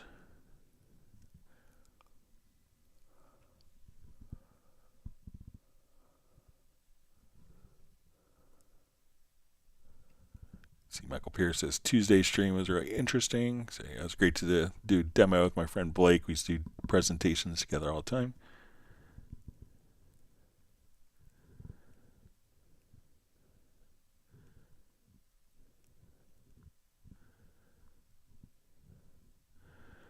All right, so Jazzy Lamel says, hey, Greg, greetings. I'm a little lost and need some understanding. Can you explain on how ARA works and also tricks and some tips and tricks? So when we want to do something with ARA is basically saying, okay, we want to take the editing environment from Cubase, like an audio file from the Cubase editing environment into a different application, do its editing, and get it back.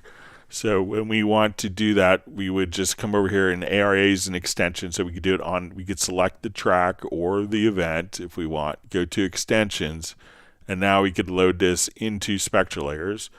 So instead of my typical sample editor, like when I have an audio file and I double click, we see the sample editor. Now that this track is loaded with an ARA extension, when I double click, we now will be running spectral layers directly here as the sample editor. So we could do our edits. We could choose now to come here and make the track extensions permanent, and at that point have kind of a seamless transition from Cubase to a specific editing environment. Let it do its trick, whether it's Melodyne or Vocal Line, Spectral Layers, Wavelab, and then go right back to Cubase.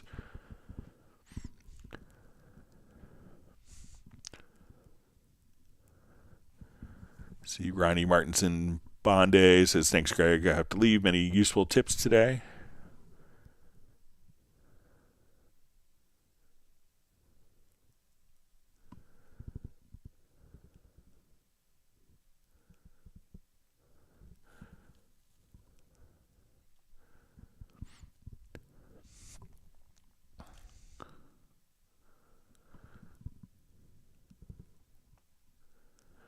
All right, so Rick France says, Greg, there's a gotcha in the select first note logical editor. We had the controller lanes. After I added 3 CC controller values, the MIDI controller moved to the first position in the list editor, which breaks. Okay, so let's see. I'll see if we could specify just to MIDI notes and not MIDI data. So let's see if we could do that.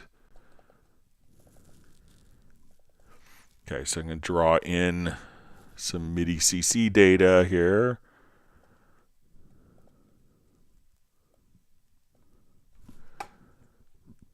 Okay, and I want notes.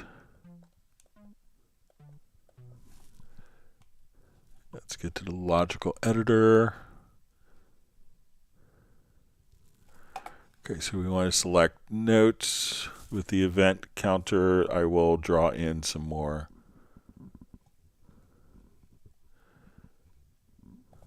modulation data. Let's draw in some expression. All right, so we have all of our controllers.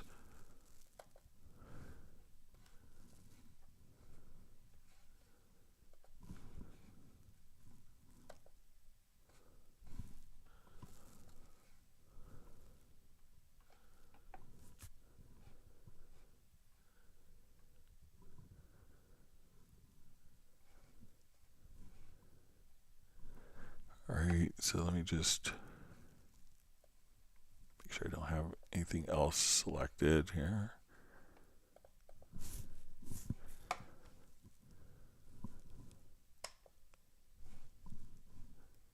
All right, so say we select notes. Okay, so we want to select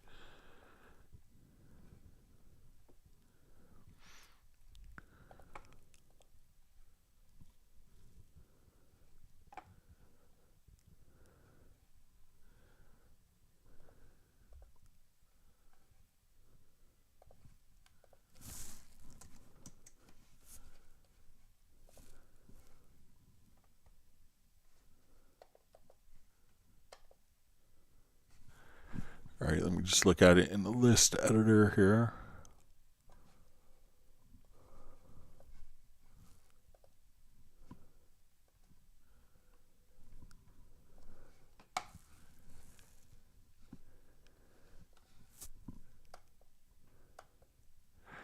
Okay, I'll play around with it a little bit, Rick, and see if I could get it dialed in with when there's CC data, but let me just, I'll just try select none here, make sure nothing is.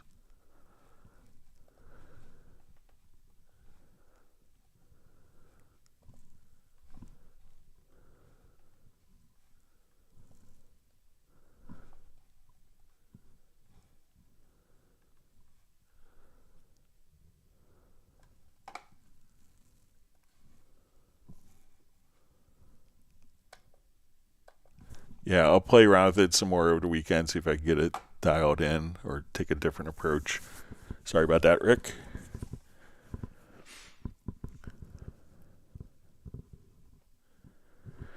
All right, so Tommy Valenko just says, hi, Greg. Every time I use the pitch wheel on my master keyboard, it doesn't return to 0 position. I already checked keyboard and switch with other, but still same pitch is not at 0. So, when you're doing this, so a lot of times pitch bend wheels tend to break. And that's a typical thing when the hardware is starting to. So if you're sending the MIDI data to it and it's not being recorded in Cubase, like you just are playing and it doesn't return to 0. So if we look at the pitch bend data here, one of the things you could do is you could actually just click right here, and then you could just, as we draw in pitch bend values, we could set the range of the pitch bend semitones, and then this will automatically snap. So I can't draw in a pitch bend data that doesn't snap to being in tune. All right, so you see from Jan, we'll go back to our example, see if we can get this with the spectral layers.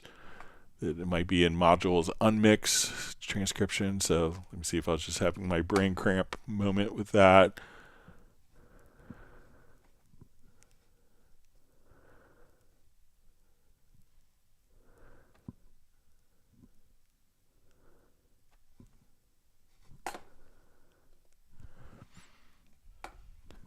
All right, so let me go to the modules menu here one more time. Unmixed transcription, sorry. Duh. All right, so now we'll say apply. All right, so as we play, let's say we play our file here.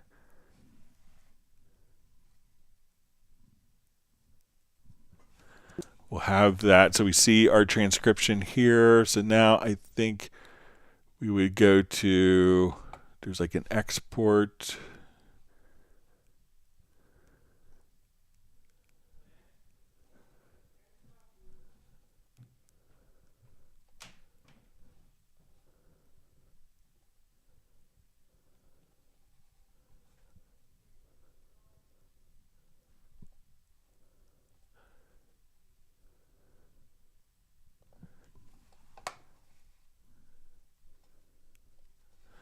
Okay, so I think if we come over to, let's add the marker, and then if we export, so I think it's going to be kind of,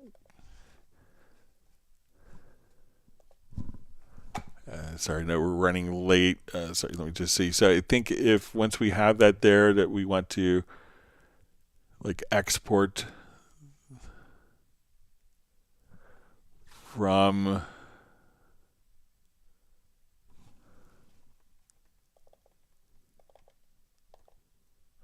okay, so here it is. So right click on the transcript, and we will say export transcript on the text. And now we could do this as a standard text file.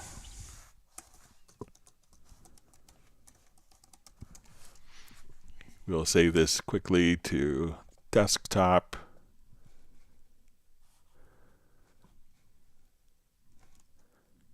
And now when we come over, let's go back to our desktop. And here's our transcription. So you could just, within spectral layers, come right over here and just export. So if you edit the transcript,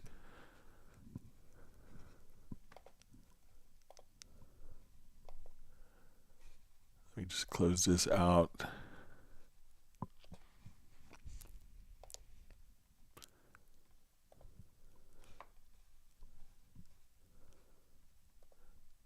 And then you could choose to export it right there. So, all right, with that, I know we're over time. I want to thank everyone for all the great questions, and we'll see everyone back on Tuesday, starting at 1 p.m. U.S. Eastern Time. Everyone, please stay safe and healthy.